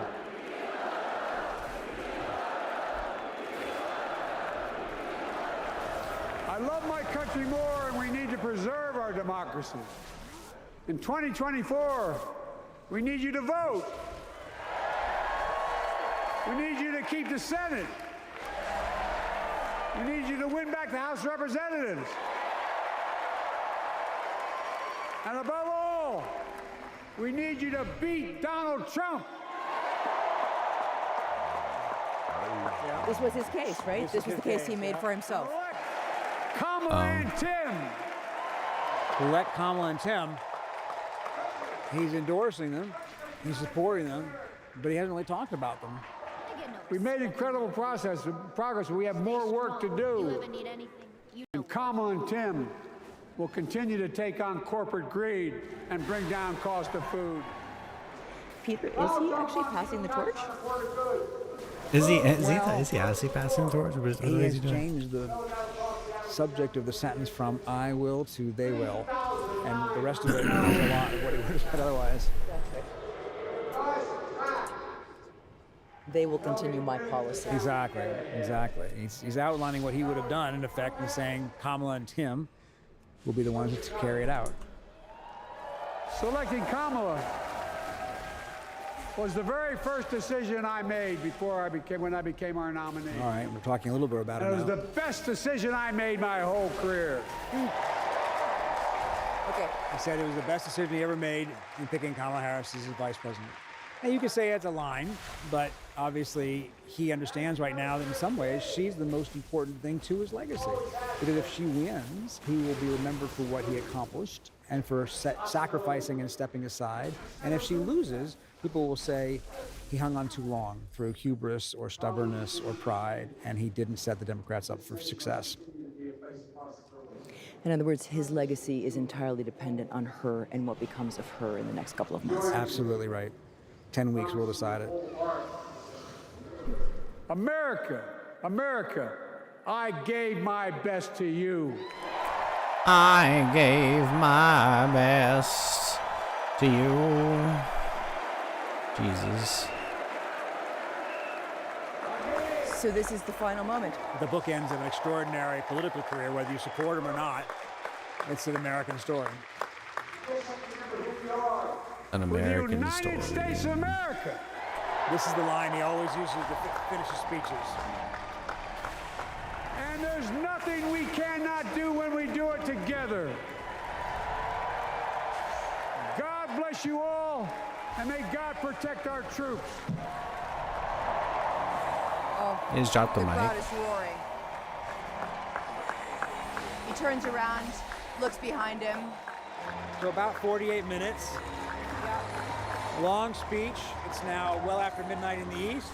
Yep. But, you know, the crowd here was appreciative, even if some of them began to drift away. Behind him and behind Jill are graphics saying, "Thank you, Joe," and "We love Joe."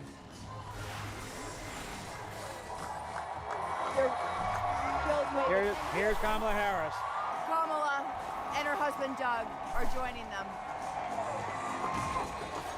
They're embracing. "I love you so much," she just said. Kamala Harris, you can see her lips. "I love you so much," she said, and gave him a hug. And then she just said, "I love you again." This is effectively the torch being passed. In effect, sending the signal to this call to the country and the world that he sees her as his successor. And it's her party now. It's her party now, In yep. November, it'll be her White House. So he's clearing the stage.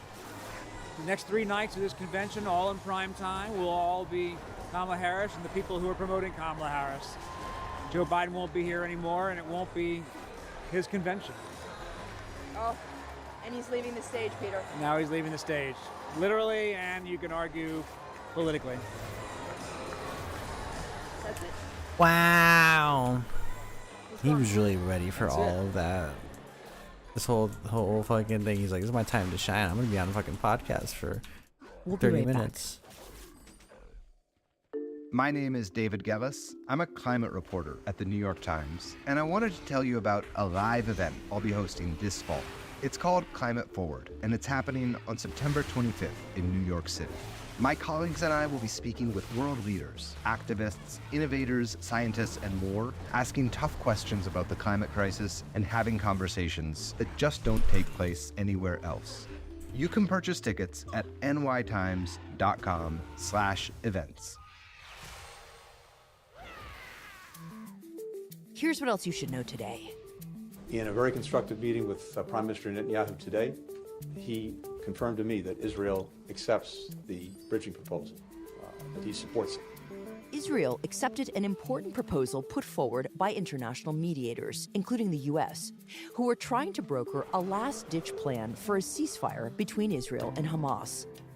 The proposal was described as a bridge toward a larger peace agreement, and Israel's support prompted American Secretary of State Antony Blinken to call on Hamas to back the proposal as well.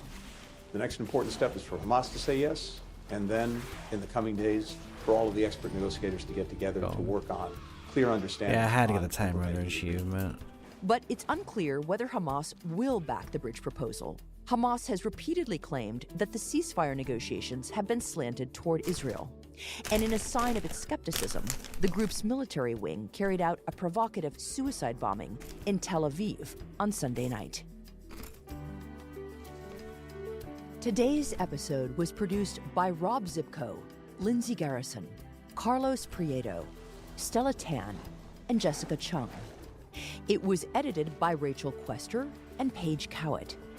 Contains original music by Marian Lozano, Dan Powell, Corey Schruppel, and Rowan Nemisto, and was engineered by Chris Wood. Our theme music is by Jim Brunberg and Ben Landsverk of Wonderly.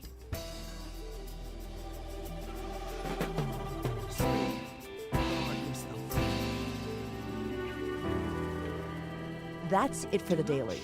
I'm Sabrina Tavernisi. See you tomorrow. Why are you here? Trust only your eyes. Tell no lies. It's officially mid-August, which in my mind is peak summer, but for college students across the country, it's time to start thinking about returning to campus. And for college professors, it's high time to figure out where you stand on artificial intelligence in the classroom.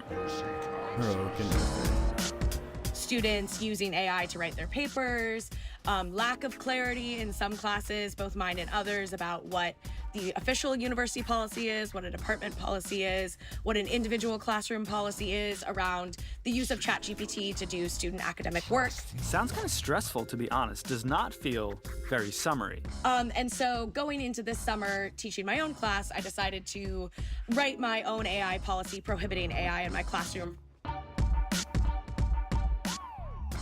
How professors are readying themselves for the robots this semester on Today Explained. This episode is brought to you by Shopify. Forget the frustration of picking commerce platforms when you switch your business to Shopify, the global commerce platform that supercharges your selling wherever you sell. With Shopify, you'll harness the same intuitive features, trusted apps, and powerful analytics used by the world's leading brands. Sign up today for your $1 per month trial period at shopify.com/tech, all lowercase. That's shopify.com/tech.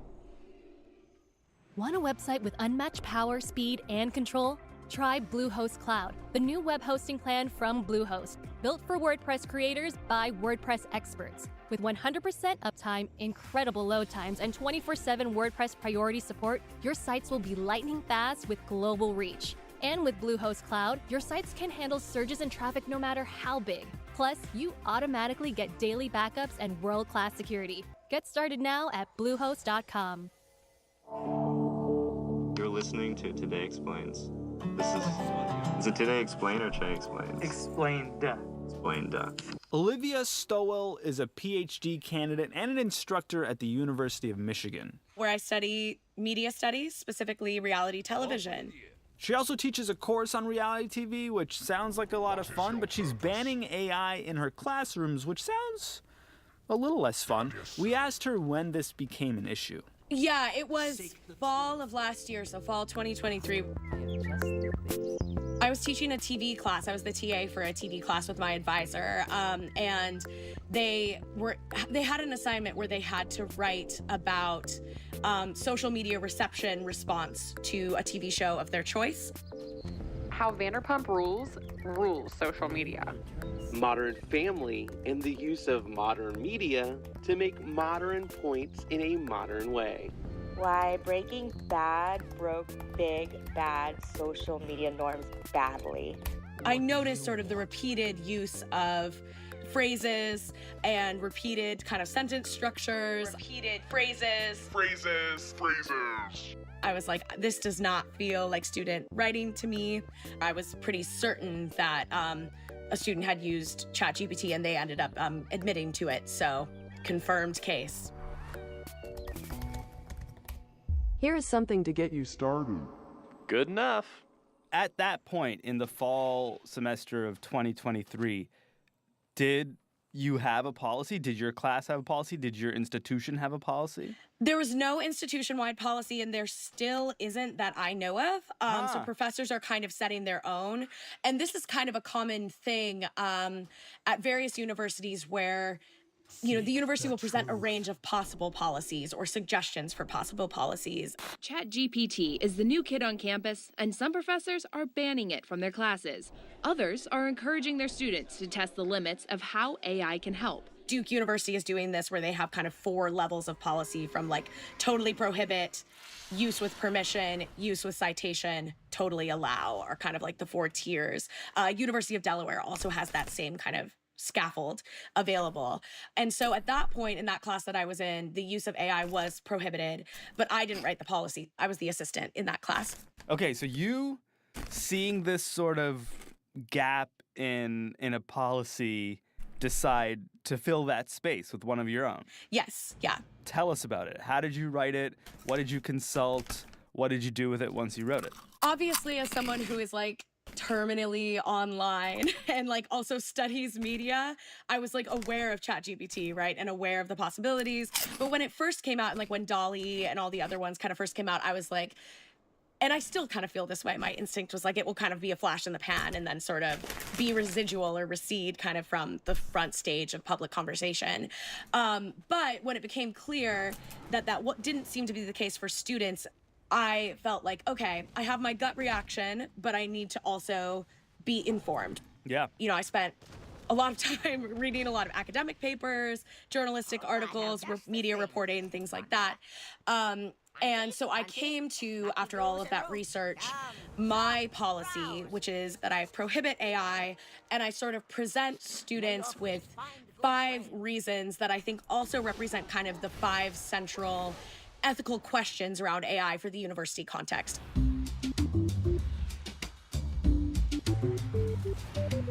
A dramatic reading of Olivia Stowell's AI policy. Reason 1.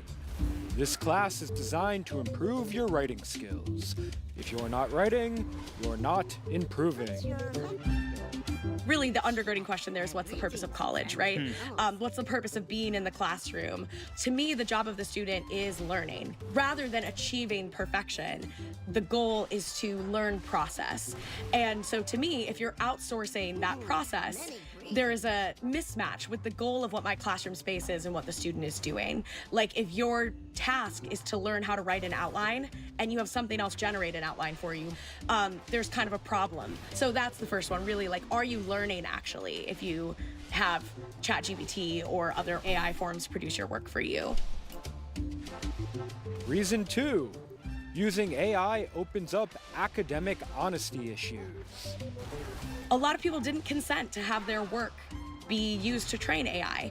Taylor and Francis just recently, which is like a big publishing company, just recently signed like a $10 million deal with Microsoft to allow Microsoft to train its AI on Taylor and Francis publications. I think our company signed one of those kinds of deals too. OpenAI said it has inked licensing agreements with The Atlantic and Vox Media. The latest in a flurry of deals the startup has made with publishers to support the development of its artificial intelligence products.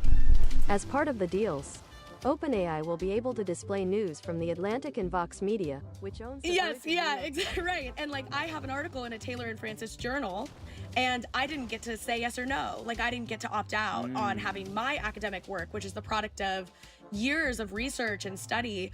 You know, I didn't even have the chance to say no. And beyond that, I don't see any of that 10 million, obviously, you know? And so there's all of these kinds of questions about compensation, about consent, and beyond those kinds of larger questions of plagiarism or theft or, you know, access and training, there's also the issue of like, if a student misrepresents ChatGPT's work as their own, that's kind of a different kind of plagiarism and theft. Reason 3. Using AI does not produce reliably accurate results. When like ChatGPT generates like a fake paper that doesn't exist and cites it as a source in like a student essay that it generates, this is a problem. And some people call this like an AI hallucination. But what I actually prefer, there's a good paper by Michael Hicks and James Humphreys and Joe Slater that says that it's bullshit.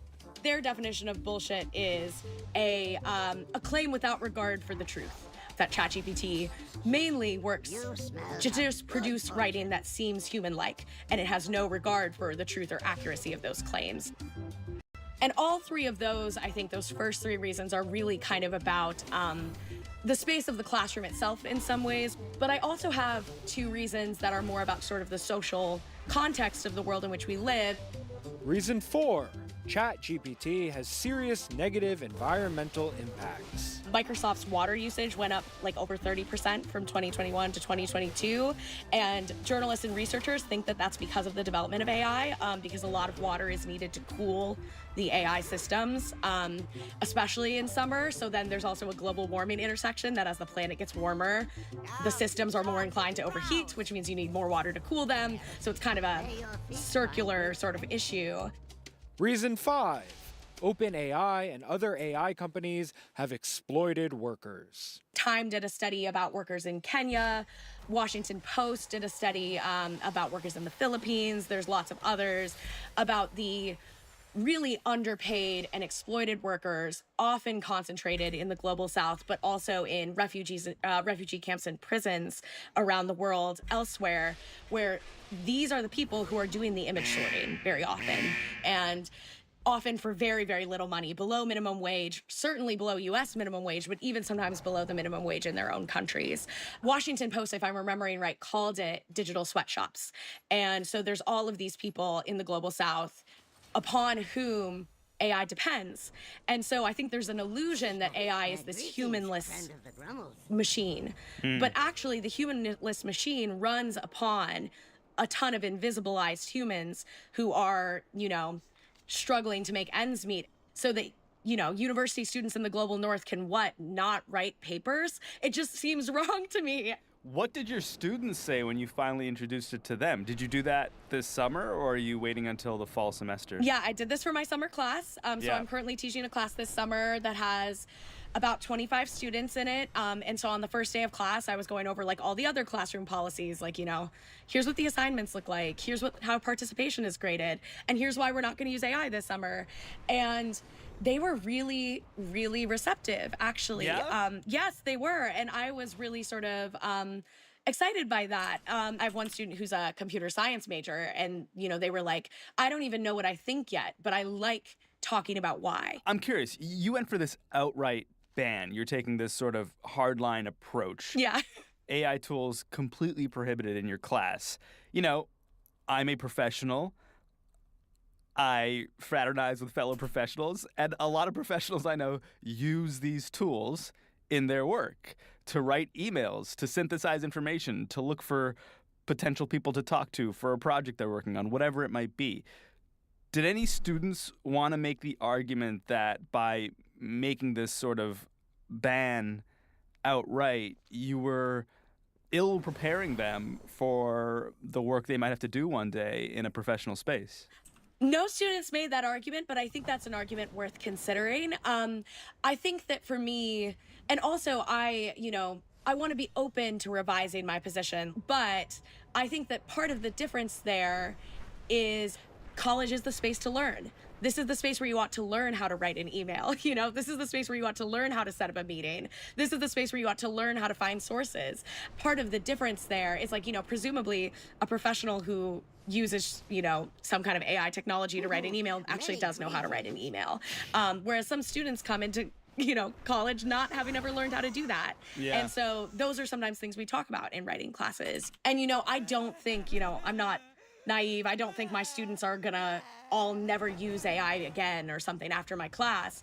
But I hope that in their use of it, they are more informed and not, just using things uncritically. Do you think there's a day in the near distant future where AI feels more ethical and you might be more willing to let students use it in the classroom? I think that's possible. I think right now for me, part of it is that I feel like I've yet to encounter a benefit that seems to outweigh the costs. And so that's part of it for me right now, is that there's a lot of downsides and very few upsides. I'm hopeful that we do build a better world, and that better world might include the tech we have now. And so, I think my policy has a hardline stance, but I don't think I have a hardline stance that's set in stone for all time.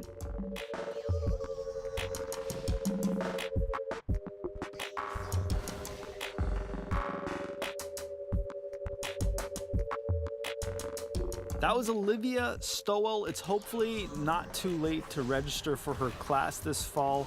at the University of Michigan in Ann Arbor. When we're back on Today Explained, we're going to hear from a professor who wants to give the bots a chance in his classroom.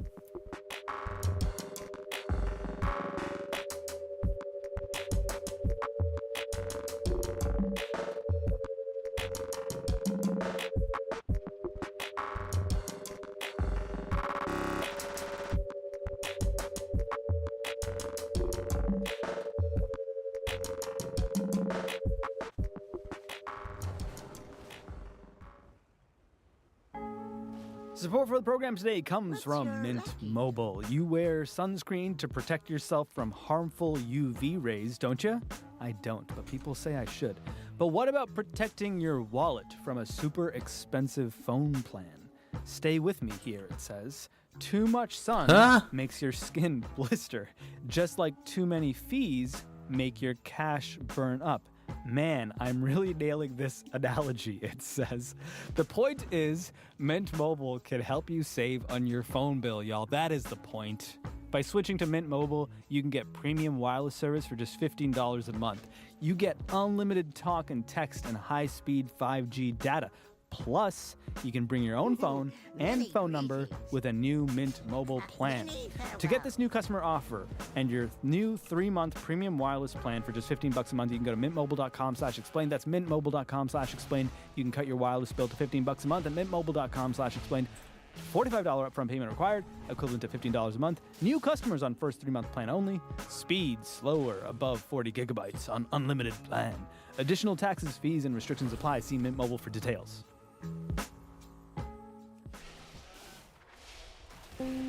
Support for Today Explained comes from Delete Me. Have you deleted lately? Delete Me is a subscription service that can find and remove your personal information from the largest people search databases on the web.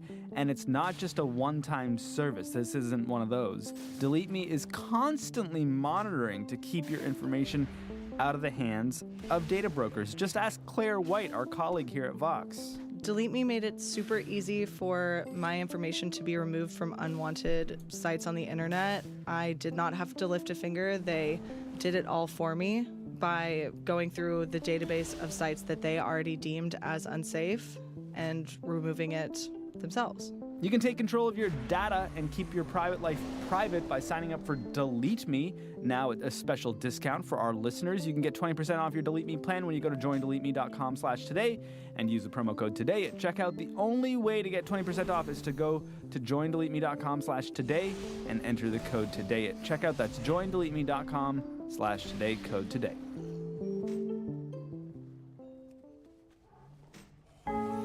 Support for Today Explained comes from Bombas, your home for arch support. Bombas socks are made with premium extra long staple cotton designed to make you feel light on your feet all summer long. Bombas athletic socks are engineered to wick sweat so you can stay blister-free and dry in the heat. They also have breezy dress socks for your gay summer weddings, compression socks for your compression, and not just socks. I thought I just said gay summer weddings, and I'm like, whoa, bro. Ooh, and waterproof slides. Nisha Chital is my colleague here at Vox. Here's what she thinks about Bombas. I have so many socks from Bombas. I would say I have a lot of pairs of the ankle socks in particular. And then I also have a few pairs of the calf length socks. And then more recently, I just tried the low cut no-show socks that are really good for wearing with flats and loafers. And I'm wearing those right now. Bombas also wants you to know that they have a mission. For every comfy item that you buy, they donate a comfy item to someone who really needs it. If you want to get comfy and give back, you can go to bombas.com/explained and use the code explained and use code explained for 20% off your first purchase. That's bombas.com/explained and use the code explained at checkout.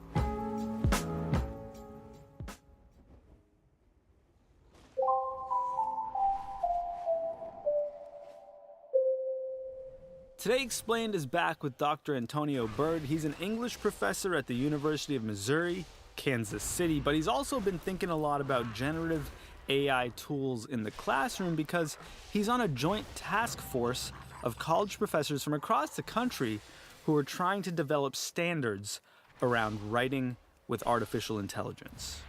My own approach is really to give students a little bit more agency in how they want to use language models.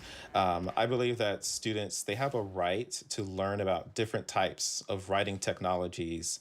If it's like a podcast, for example, they should know how to be able to make a podcast, because that is a type of writing that happens there. But I think it's also really important that students kind of understand the risks and the rewards that do come with using language models. It's kind of like with using the internet. Like, these tools are pretty much everywhere. They are present.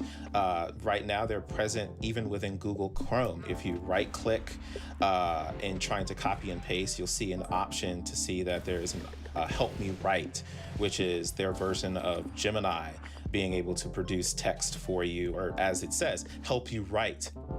We are taking the next step in Gmail with Help Me Write. Let's say you got this email that your flight was canceled. You could reply and use Help Me Write. Just type in the prompt of what you want, an email to ask for a full refund, hit create, and a full draft appears.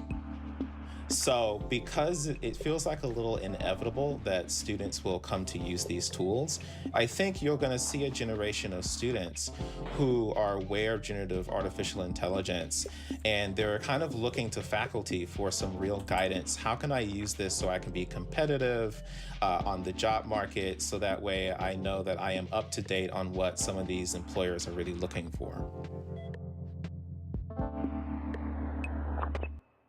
I think some people in our audience might be surprised to hear that you, an English professor, are on board with AI in the classroom. Could you tell us, what that looks like in your class? Have you integrated AI into your courses, this past summer, this past spring, this past fall?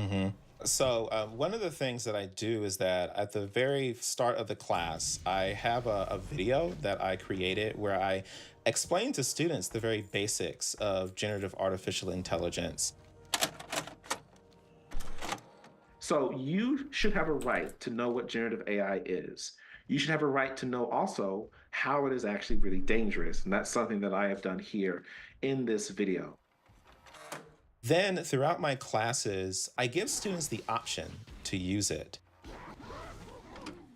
Not copying and pasting the language that's generated from AI, but using it to think about your creativity, to think about your critical thinking, to produce your own words, so that way you can try to be more effective as a thinker on the page. So there's this online class that I teach for first-year students. It is the second course in first-year writing where they learn research methods. And so I tell students, you could go to the library database and you can do keyword search, very old school, traditional way of looking for sources for your literature review. Yeah. Or here is this tool called Research Rabbit.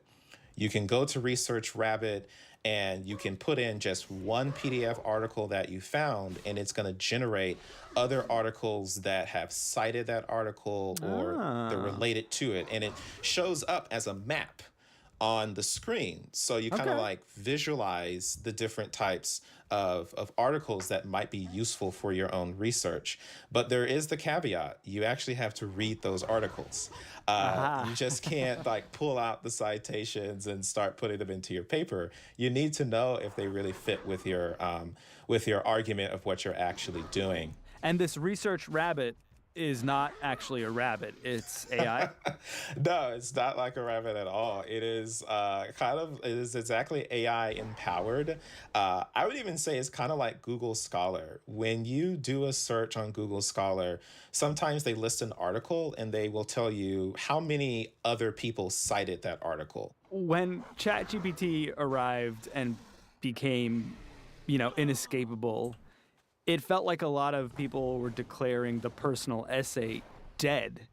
Are you at all afraid that students might go a little further? Oh, I'm using AI in this class, and for research. Maybe I'll just, turn in a paper that was written by a robot too. Yeah, I think one of the issues with that, though, is that language models, they still have a particular kind of wording when they're actually doing their output that writing teachers, many of them kind of start to pick up that there's something kind of off or odd about this. Like there are no real specific details that you would usually see if someone was actually telling a story of some kind. So, students might be able to use that, but the language is very distinct, I think, when you're actually doing those types of outputs. So you're saying you're not too worried about AI fooling you?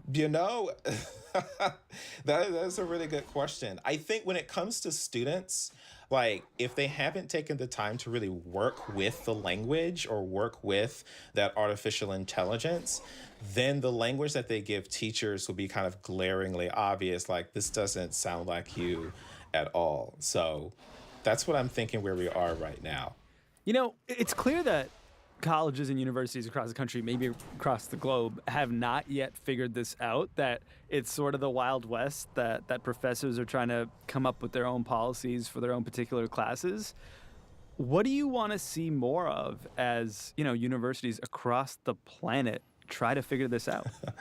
I think the biggest thing that I would like to see is a lot more, I guess, kind of consistency on what we message to students.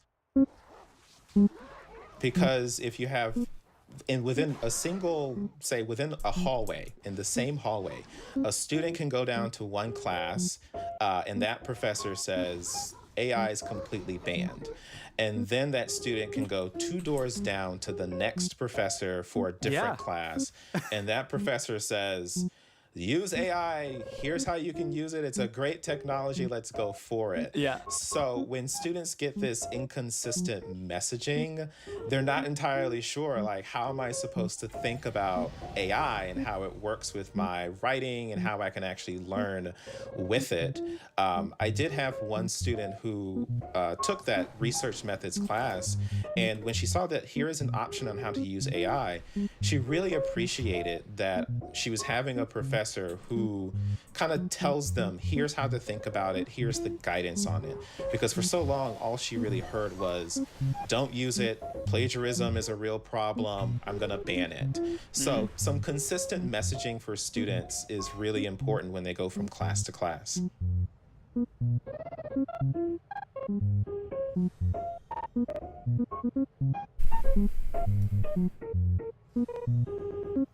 Dr. Antonio Bird, English, University of Missouri, Kansas City. He's also on the MLA CCCC Joint Task Force on Writing and AI. It's really called that. I wonder if AI came up with the name. Our show today was made by Peter Balanon Rosen with an assist from Toby. We were edited by Amina Al-Sadi, fact-checked by Laura Bullard, and mixed by Patrick Boyd and Andre Christensdottir. I'm Sean Rameswaram, and this is Today Explained. How are ya? Safe travels. I hope you find these to your liking. Greetings.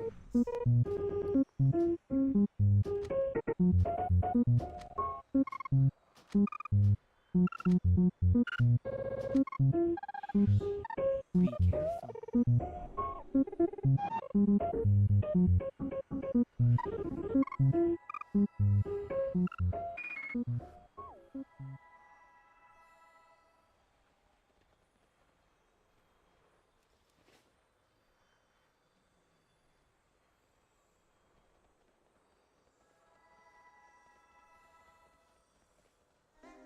This episode is brought to you by Liquid IV. When you hydrate with Liquid IV, you're powered by HydraScience. HydraScience is Liquid IV's science-backed formula with an optimized ratio of electrolytes, vitamins, and nutrients. Experience great-tasting hydration for mental clarity, physical endurance, and overall well-being. Sip into something that up-levels every moment. Liquid IV. Tear, pour, live more.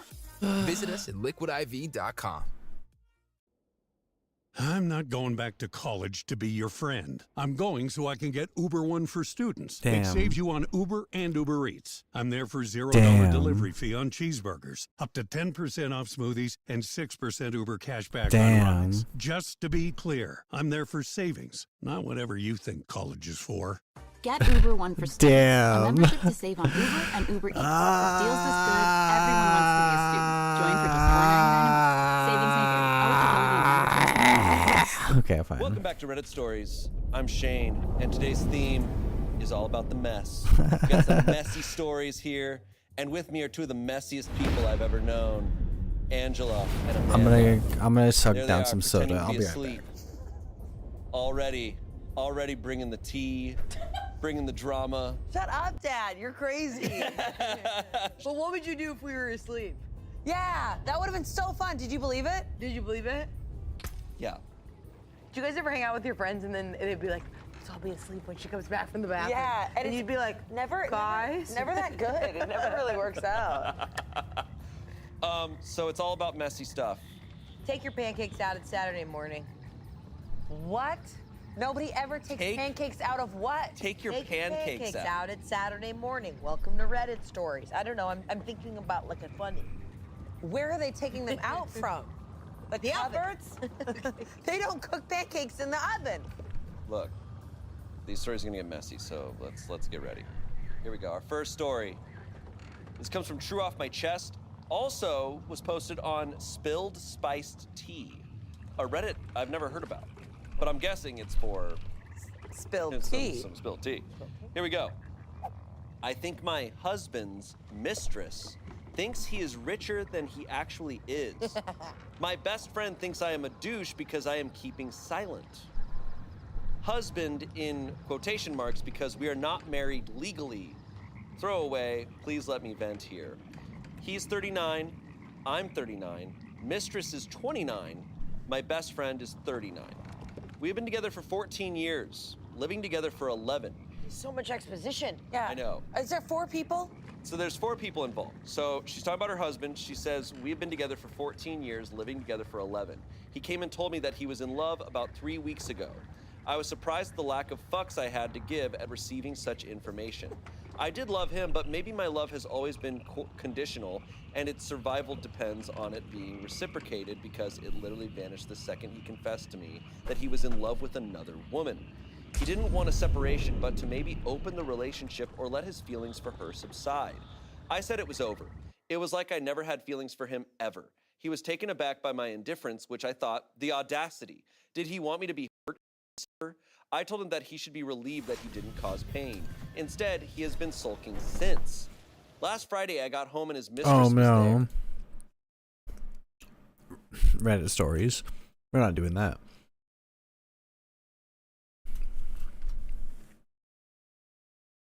This podcast is supported by MTV's Ruby Emmy-nominated franchise Great Television, and Deadline is celebrating it as a cultural phenomenon. Don't miss the historic phenomenon and stream the Emmy-nominated franchise RuPaul's Drag Race on Paramount+. From the New York Times, I'm Sabrina Tavernisi, and this is The Daily. So my name is Gabriel Quickstep Dionisio. Rockefeller, R-O-K-A-F-E-L-L-A. I go by Kid Glide. I represent Dynamic Rockers. I'm from Queens, New York. This year at the Olympic Games, there's one sport that's on stage for the first time, breakdancing. I'm excited that people are going to be exposed to it on that kind of stage. They're going to see breaking. They're going to see hip hop. They're going to feel it. They're going to, you know what I'm saying? So it's going to be an experience. Today, my colleague Jonathan Abrams tells the story of how it went from the streets of New York all the way to the Paris Games. But I'm also concerned that it's not being represented at its fullest cultural capacity. People are clueless to what this even is, and people are going to be really surprised. From the debates that came inspired about whether treating breakdancing as just another sport might be a mistake. This comes from a culture that, you know, had to go through so much just to exist. So, are you going to do right by us?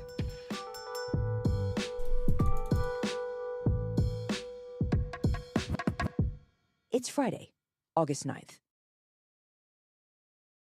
Jonathan, welcome to the show. Thank you so much, Sabrina. So, Jonathan, we're going to talk today about the Olympics. And I think something that catches people's attention is when the Olympics adds new sports. The Olympics is this ancient thing. So, I find that kind of surprising when new things pop up. And you've been writing specifically about the new event that is debuting this year in Paris, and that is breakdancing. Yeah, a lot of people in the community refer to it as breaking. Breakdancing is kind of a term that they have said was created by mainstream media and not a term that they use, so it's almost frowned upon. Okay, Breathing. No, I'm breathing in the mic. So it's been a little bit of a journey these last few Maybe. years to get it to the Olympics, and this is such a special little watershed higher. moment. It's kind of crazy to think that breakdancers are going to be at the Olympic Games. They're going to be mixing along with LeBron James, with Kevin Durant, with Simone Biles, all these athletes you historically think of being involved and intertwined with the games. You're going to have a component of hip hop right there alongside with them. How And high it's is that? joining a class of new Looks pretty sports recently added to the Olympics, like skateboarding and rock climbing and surfing. And if you look at these sports, what they all have in common is that they're trying to get a younger audience to watch the games. And what the International Olympic Committee, they've been frank about what they're trying to do, is that they're trying to go for that younger audience because viewership has been way, way down. And so these ancient games are trying to modernize themselves by changing the rules and welcoming these new events to have a newer, younger, more diverse viewership. Okay, so breaking is here to try to breathe some new life into the Olympic Games, expand the audience, as you say. But I don't really think of breaking as a sport. I mean, never mind a competitive Olympic sport. Lots of people make that argument, Sabrina, but competition has been part of breaking since its inception in the Bronx in the 1970s. At that time, New York City is basically in this state of disrepair. The construction of the Cross Bronx Expressway cuts through the heart of the South Bronx, and it displaces thousands of residents. Crime levels rise, unemployment increases. These large buildings are sitting vacant because of white flight. And property owners, some are facing default and they start burning their buildings in order to cash in on the insurance value. And people, especially the Black and brown people in the Bronx, they're feeling this sense of utter hopelessness. And the culture of hip hop grows out of that despair. It was a way for these marginalized communities to take something back and to have something for themselves. And breaking is a key component of hip hop because when hip hop first formed and came along, it was presented as this vivacious, multifaceted gem where you had 4 distinct tenets and components. One was lyricism, the artist's words going along a track of music. One is turntablism, or being a DJ, and that's scratching records. The other one is graffiti. Why wasn't there a or scratching writing. record? And the last Don't one pick is breaking. part. And that's the physical expression of hip-hop, dancing to the music. And so these latchkey kids in the Bronx would throw these massive parties where breaking was born. And people, they came together and they formed crews and they competed against one another. And they danced to make a name for themselves. They danced to earn respect in their street, then in their neighborhood, then in their city. And that was how they cultivated self-esteem and made something of themselves when they really had nothing else.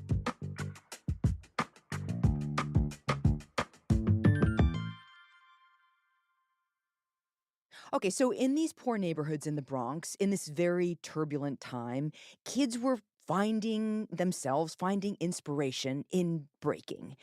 Why exactly did they call it breaking? Why that word?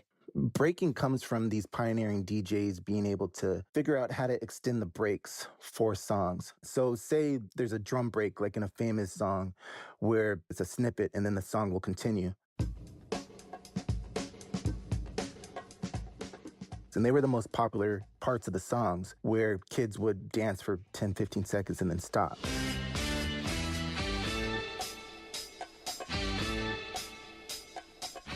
DJs like DJ Kool Herc and Grandmaster Flash, Where's they Omega were go? innovators and engineers because they figured out how to extend those breaks.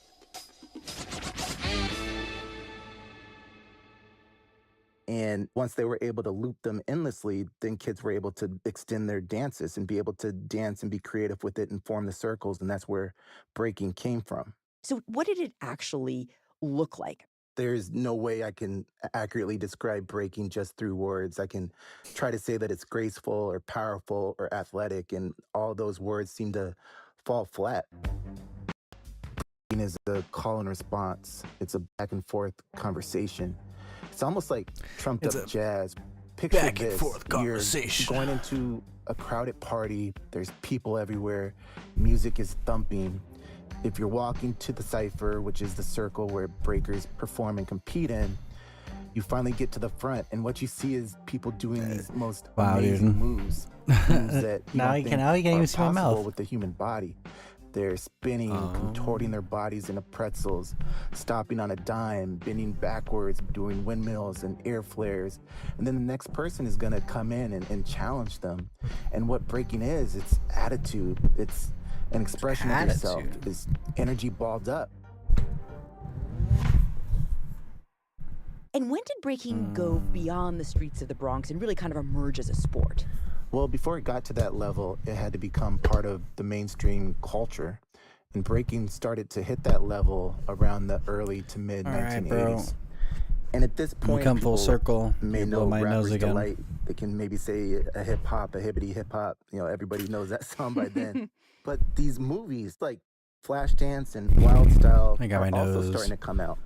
And they're starting to capture hip hop's I have a big infancy. nose. And one of the main ones that comes out in 1984 is Beat Street, and that's pivotal. Rock Flockers, Chino, hey, come on.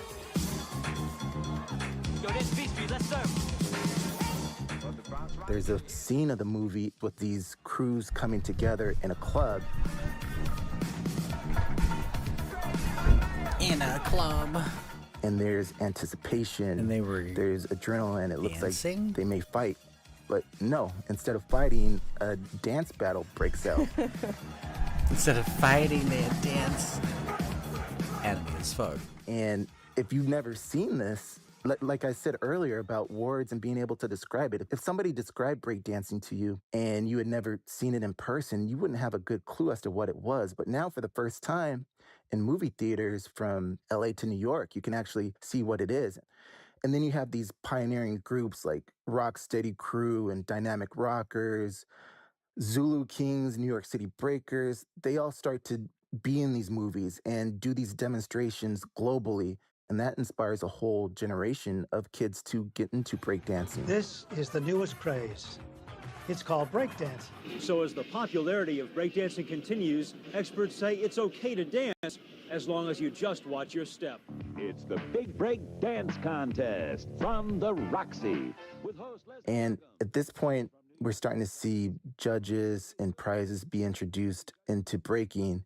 Then in 1990, a German breaker set up a breakdance competition in Germany known as Battle of the Year. And 2001 was a pivotal year because it's the first year that Red Bull has its Lord of the Floors competition. History in the making, y'all. And that again convened all the best breakers to be able to compete against one another to measure themselves up. But there's also the carrot at the end of the stick. The runner-up of the 2001 Red Bull Lords of the Floor is... There's a multi-$1,000 cash prize that's awarded to the top talent. The winners, Los Angeles Breakers. Come and get your check, star. So you start to see the trappings of this thing that was created in New York City in the Bronx in the 1970s start to leave its beginnings a little bit and become more of a competition and more of a sport through Red Bull and these other entities that are sponsoring it. Was y'all loving that or what? Give a big round of applause to all the contestants. We'd like to thank Jameson Keegan and the whole Red Bull crew. Okay, so breaking is going mainstream in a very big way. But in my mind, there's a big difference between a Red Bull event and the Olympics. So how do we get from here to there? It's actually a bit of a wild story. So nearly 3 decades ago, this global governing body of dance, international dance sport, is recognized by the International Olympic Committee, and they want to bring dance to the Olympics. So they want to have ballroom dancing, and they suggest that, and they get rebuffed. So they eventually rebrand themselves as World Dance Sport Federation, and they find out that it's not foxtrot or salsa or ballroom that the Olympic thinks could have a shot. It's breaking. Breaking is highly watchable, easily viewable on social media, and it comes along as the Olympics is reevaluating what they're going to use as a sport to try and gain that younger audience.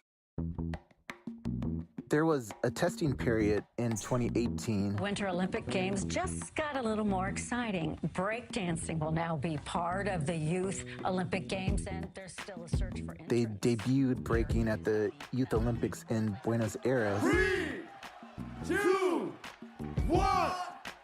It's battle time! And what happens is that it exceeds almost every expectation by every metric possible. There was more than 50,000 people who attended the two-day event in 2018. There was over 2.5 million social media impressions, according to the International Olympic Committee. I mean, it seems like it aligns itself perfectly with the Olympics' mission of trying to skewer to a younger audience. And once you see those numbers, that pretty much locked up breaking for the 2024 Olympic Games in Paris. The Olympic Games are changing, and the future of breaking is coming.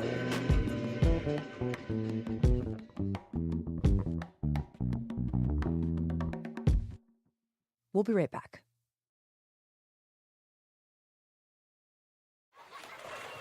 This summer, enjoy less doggy paddle and Oh my more gosh, paddle there's shifter. gonna be so many fucking Less summer heat clips. and more wind in your hair. Less belly flop and more heart-racing sensations. Find more thrills this summer at the Lexus Golden Opportunity sales event. Get offers on our select exhilarating vehicles. But hurry, the opportunity ends September 3rd. Click the banner to discover more. Experience amazing at your Lexus dealer. I'm Julian Barnes. I'm an intelligence reporter at the New York Times. I try to find out what the U.S. government is keeping secret. Governments keep secrets for all kinds of reasons. They might be embarrassed by the information. They might think the public can't understand it. But we at the New York Times think that democracy works best when the public is informed. It takes a lot of time to find people willing to talk about those secrets. Many people with information have a certain agenda or have a certain angle, and that's why it requires talking to a lot of people to make sure that we're not misled and that we give a complete story to our readers. If the New York Times was not reporting these stories, some of them might never come to light. If you want to support this kind of work, you can do that by subscribing to the New York Times. Okay, so now we're at the games. Everybody's watching how this is going to go, which must be pretty exciting for breakers. You would think so, but there's a lot of skepticism and tension from many of these veterans and pioneers and purists of breaking. And what do they say? Why do they not feel excited about this? Well, I think away from its roots, and let's be honest, Paris 2024 is very, very, very far away from Bronx 1970s. That is true. It is not going to be the same thing or presented in the same thing. And I think that's what the purists and the pioneers are afraid of. But Jonathan, couldn't you also make the case that, skateboarding is also a specific kind of culture and that it also has all of its own peculiarities and is also potentially hard to judge by a bunch of Olympic judges? To some extent, yeah. But breaking, it's just different in a lot of ways. The pioneers and the purists, the ones who invented this thing, will argue that it's more than just a hobby or even a sport. It's a lifestyle. It's the product of a culture. It's something that was born from Black and brown people's struggles in a deeply turbulent time in American history, and is a way for people to express themselves, to tell their stories, to build self-confidence. And on top of that, there's a lot of breakers who just aren't happy with how this arrived at the Olympics in the first place. It arrived in the hands of the World Dance Sport Federation. And remember, that's an organization that wasn't even associated with breaking. They were trying to put ballroom dancing into the Olympics way before they ever thought about breaking. So back in 2017, a bunch of breakers, they got together and they signed a petition essentially protesting this organization. And they were saying, you don't represent us. You're not from our community, but you're taking our art form and using it to advance your own goals. And all of this has left a lot of breakers really worried and concerned about what exactly this weekend is going to look like for breaking. Okay, let's dig into that. What will breaking look like on stage in Paris? What can we expect? Right. So there's a lot of questions about how it's going to actually look. In Paris, you're going to have some of the crucial components of breaking. You're going to have attitude. You're going to have breakers. They're going to be challenging each other. There's going to be athleticism. But there's also going to be judges. A breaker is going to go get a score. Then the next breaker is going to go and get a score. So you can kind of see those seeds of the origin of this thing that was born in New York in the 1970s, but it's definitely something different and it's more sterile and sanitized. There's going to be 16 men and 16 women who will go across 2 days of competition. There's going to be 9 judges, and they're going to score the breakers based on 5 criteria: vocabulary, technique, execution, originality, and lastly, musicality. And break those down for me. What do they actually mean? The vocabulary is not, how many words somebody can say. It's the array of moves that a breaker deploys. Then technique covers the breaker's body control and their use of space. Execution consists of the cleanliness of one's moves. Then originality is improvising during their rounds, being able to react to what their opponent is doing. And then musicality is staying on beat with the music. They're not going to know the music beforehand, so they're going to have to really attune their moves to what's going on to the beat. Okay, so this is how the judges are actually going to do it. But what about kind of what we know about breaking, the spirit of competition, the kind of outdoing each other, the attitude it brings, like the showboating? Is that taken into account in how it's going to go at the Olympics? Yeah, I can guarantee you this, Sabrina, that this is going to be the only Olympic sport with a misbehavior button. What's that? The judges will be able to hit a misbehavior button if competitiveness crosses into crassness, if they deem that to be the case. What's an example of something that would get a misbehavior button? Say if you finish off a move with the freeze and stick up your middle finger at your opponent. Okay, fair enough. Got it. Okay, misbehavior button. So this sport, of course, started here in the U.S. I have to ask, who are the Americans competing this year? Tell me about them. Yeah, somebody that I've talked to a lot leading up to the games is Sunny Choi, who was the first American woman to qualify for the games. She put the music for that. She's Korean American. She's from Tennessee. She's ironically the only New Yorker, she now lives in New York, who is competing in Paris at the games. All right, Sunny, yay! Well, you started as a gymnast, is that true? Yeah, so I watched the Olympics growing up. She has a background in gymnastics, and she was working at Estee Lauder when she decided to go into breaking full time. Some people have been like, you're a very unlikely Olympian. I'm like, yeah, kind of. I had always envisioned myself going to the Olympics as a gymnast, and then I never thought I would have the chance again. And so it coming back full circle is amazing.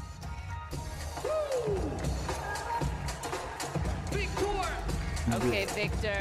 What you got? On the men's side, you have Victor Montalvo, who goes by B-Boy Victor. And he's a 2-time Red Bull World 1 champion. He's from Florida. So my dad and his twin brother used to break back in Mexico, and they actually taught me, my brother, and my cousin. His father was a pioneer in the Mexican breaking scene. I was introduced into breaking at the age of 6 years old, and I took it serious at the age of 10. Oh my God. Yeah. So breaking is really in Victor's blood, and he's definitely a It's in favorite to his medal on the blood. men's side. Victor with the eye contact going straight into it. He's like, I see you and I got you.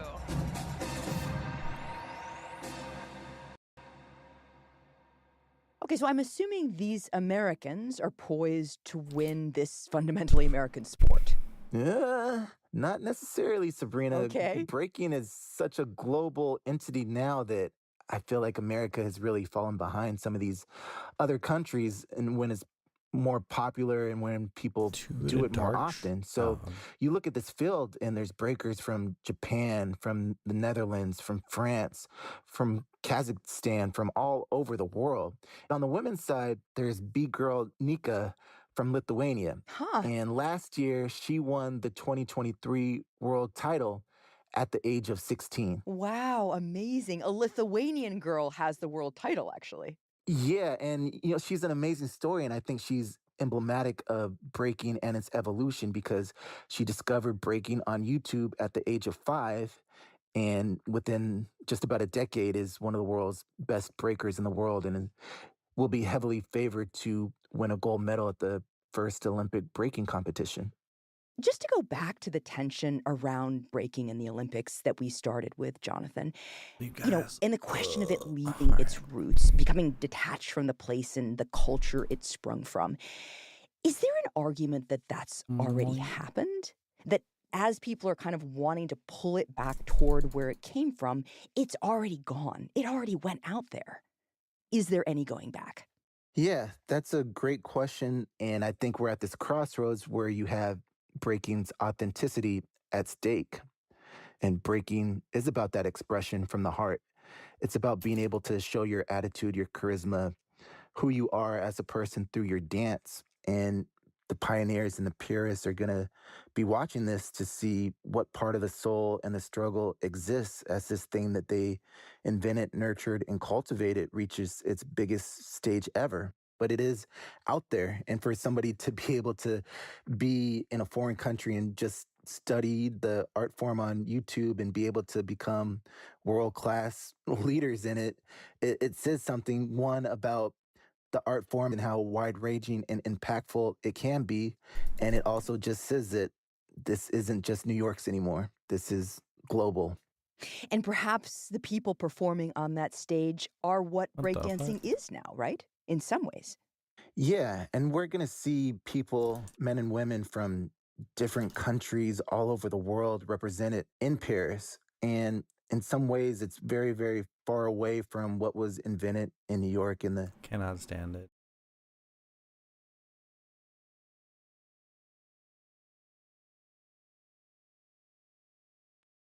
My name is David Gellis. I'm a climate reporter at the New York Times, and I wanted to tell you about a live event I'll be hosting this fall. It's called Climate Forward, and it's happening on September 25th in New York City. My colleagues and I will be speaking with world leaders, activists, innovators, scientists, and more, asking tough questions about the climate crisis and having conversations that just don't take place anywhere else. You can purchase tickets at nytimes.com/events. Hey, it's Michael. Before we get started, I want to tell you about another show made by the New York Times that pairs perfectly with The Daily. It's called The Headlines. It's a show hosted by my colleague, Tracy Mumford, that quickly catches you up on the day's top stories and features insights from the Times reporters who are covering them, all in about 10 minutes or less.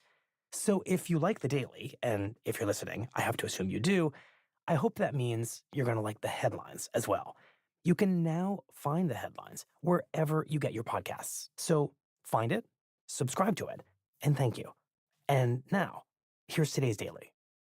From the New York Times, I'm Michael Barbaro. This is The Daily.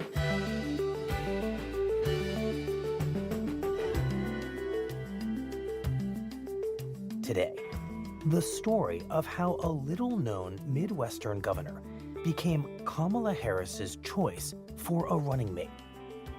My colleague, Ernesto Londoño, walks us through the career, politics, and sudden stardom of Governor Tim Walz of Minnesota. It's Wednesday, August 7th. Ernesto, over the past few days, we watched Vice President Harris bring the final 3 contenders for her running mate to her house in Washington, D.C. for a set of in-person interviews. And then we watched as she seemed to narrow her pool of choices down to a final 2, the governor of Pennsylvania, Josh Shapiro, and the governor of Minnesota, Tim Walz. And now, of course, we know that she has made her choice. What has she told us about her campaign strategy, the way she views this race, Holy in shit, bro. ultimately choosing Tim Holy Walz? Michael, I think what the My choice tells brain us is that Kamala Harris was is drawn here. to 2 Like, I'm qualities fine. that Governor I'm totally Walz fine, but brings I'm to just the like my table. eyes And what's interesting is is they just like may drooping seem to and be bringing my head intentional. forward and bobbing my For head. Like I'm starters, not falling here's asleep, the but I'm just ultimate like, everyday man, somebody who grew up in a small town in middle America, served in the National Guard, had to was tell a you high that school really teacher, quick. a football coach, very plain spoken, wearing t-shirts and baseball caps, is a gun owner and very proud about it. He sort of embodies the Midwest. Mhm. And she clearly thinks that that is going to bring the kind of moderate, white, working class voters that the campaign needs in swing states to come to them, to sort of make this feel like a balanced ticket and something that will give her enough of the crucial votes to defeat Donald Trump in the fall. Right. On the other hand, as governor, he passed a slew of pretty progressive legislation in the past couple of years. Everything from abortion rights to gun control. So these things are likely to 2 hours, appeal 2.5 to hours, 3 bread and hours? butter Democrats. But the question is, when voters have examined these 2 facets of Tim Walz, may it bring them enough enthusiasm from the base and enough undecided voters that the campaign desperately needs? Or at some point, do these 2 aspects of him start canceling About each 4 other hours. out? Right. We'll call it there, guys. In short, you're saying Harris is betting. Boring politics. Playing World of Warcraft too, and I'm all of it. All right, I want to stream it, but just remix it is ending. I really enjoyed Remix. Kind of sucks. I didn't like get my brother in on it, but he was burnt out on World of Warcraft, so it was super hard. And I was burnt out on it too, but I was like, dude, this remix, I don't care about panda stuff, but like it's the mounts. And I didn't even do like any of the achievements until like the last week. I'm like, oh shit, I got a whole character for this. I gotta do it. I always do that. I just like casually play the game and I have fun, but then I just oh, I don't want to do anything else. I don't like push it any harder. Because it's my own pace. Doing it at my own pace. Anyway. Love that shit. I want to talk to you guys later. It's the weekend. What is it, Tuesday? Karaoke today. Yeah, karaoke. Karaoke, and then I'll stream a lot later. If not, I'm too drunk. Or I should do drunk stream. But you'll know. You'll know. Whatever, guys. Good night.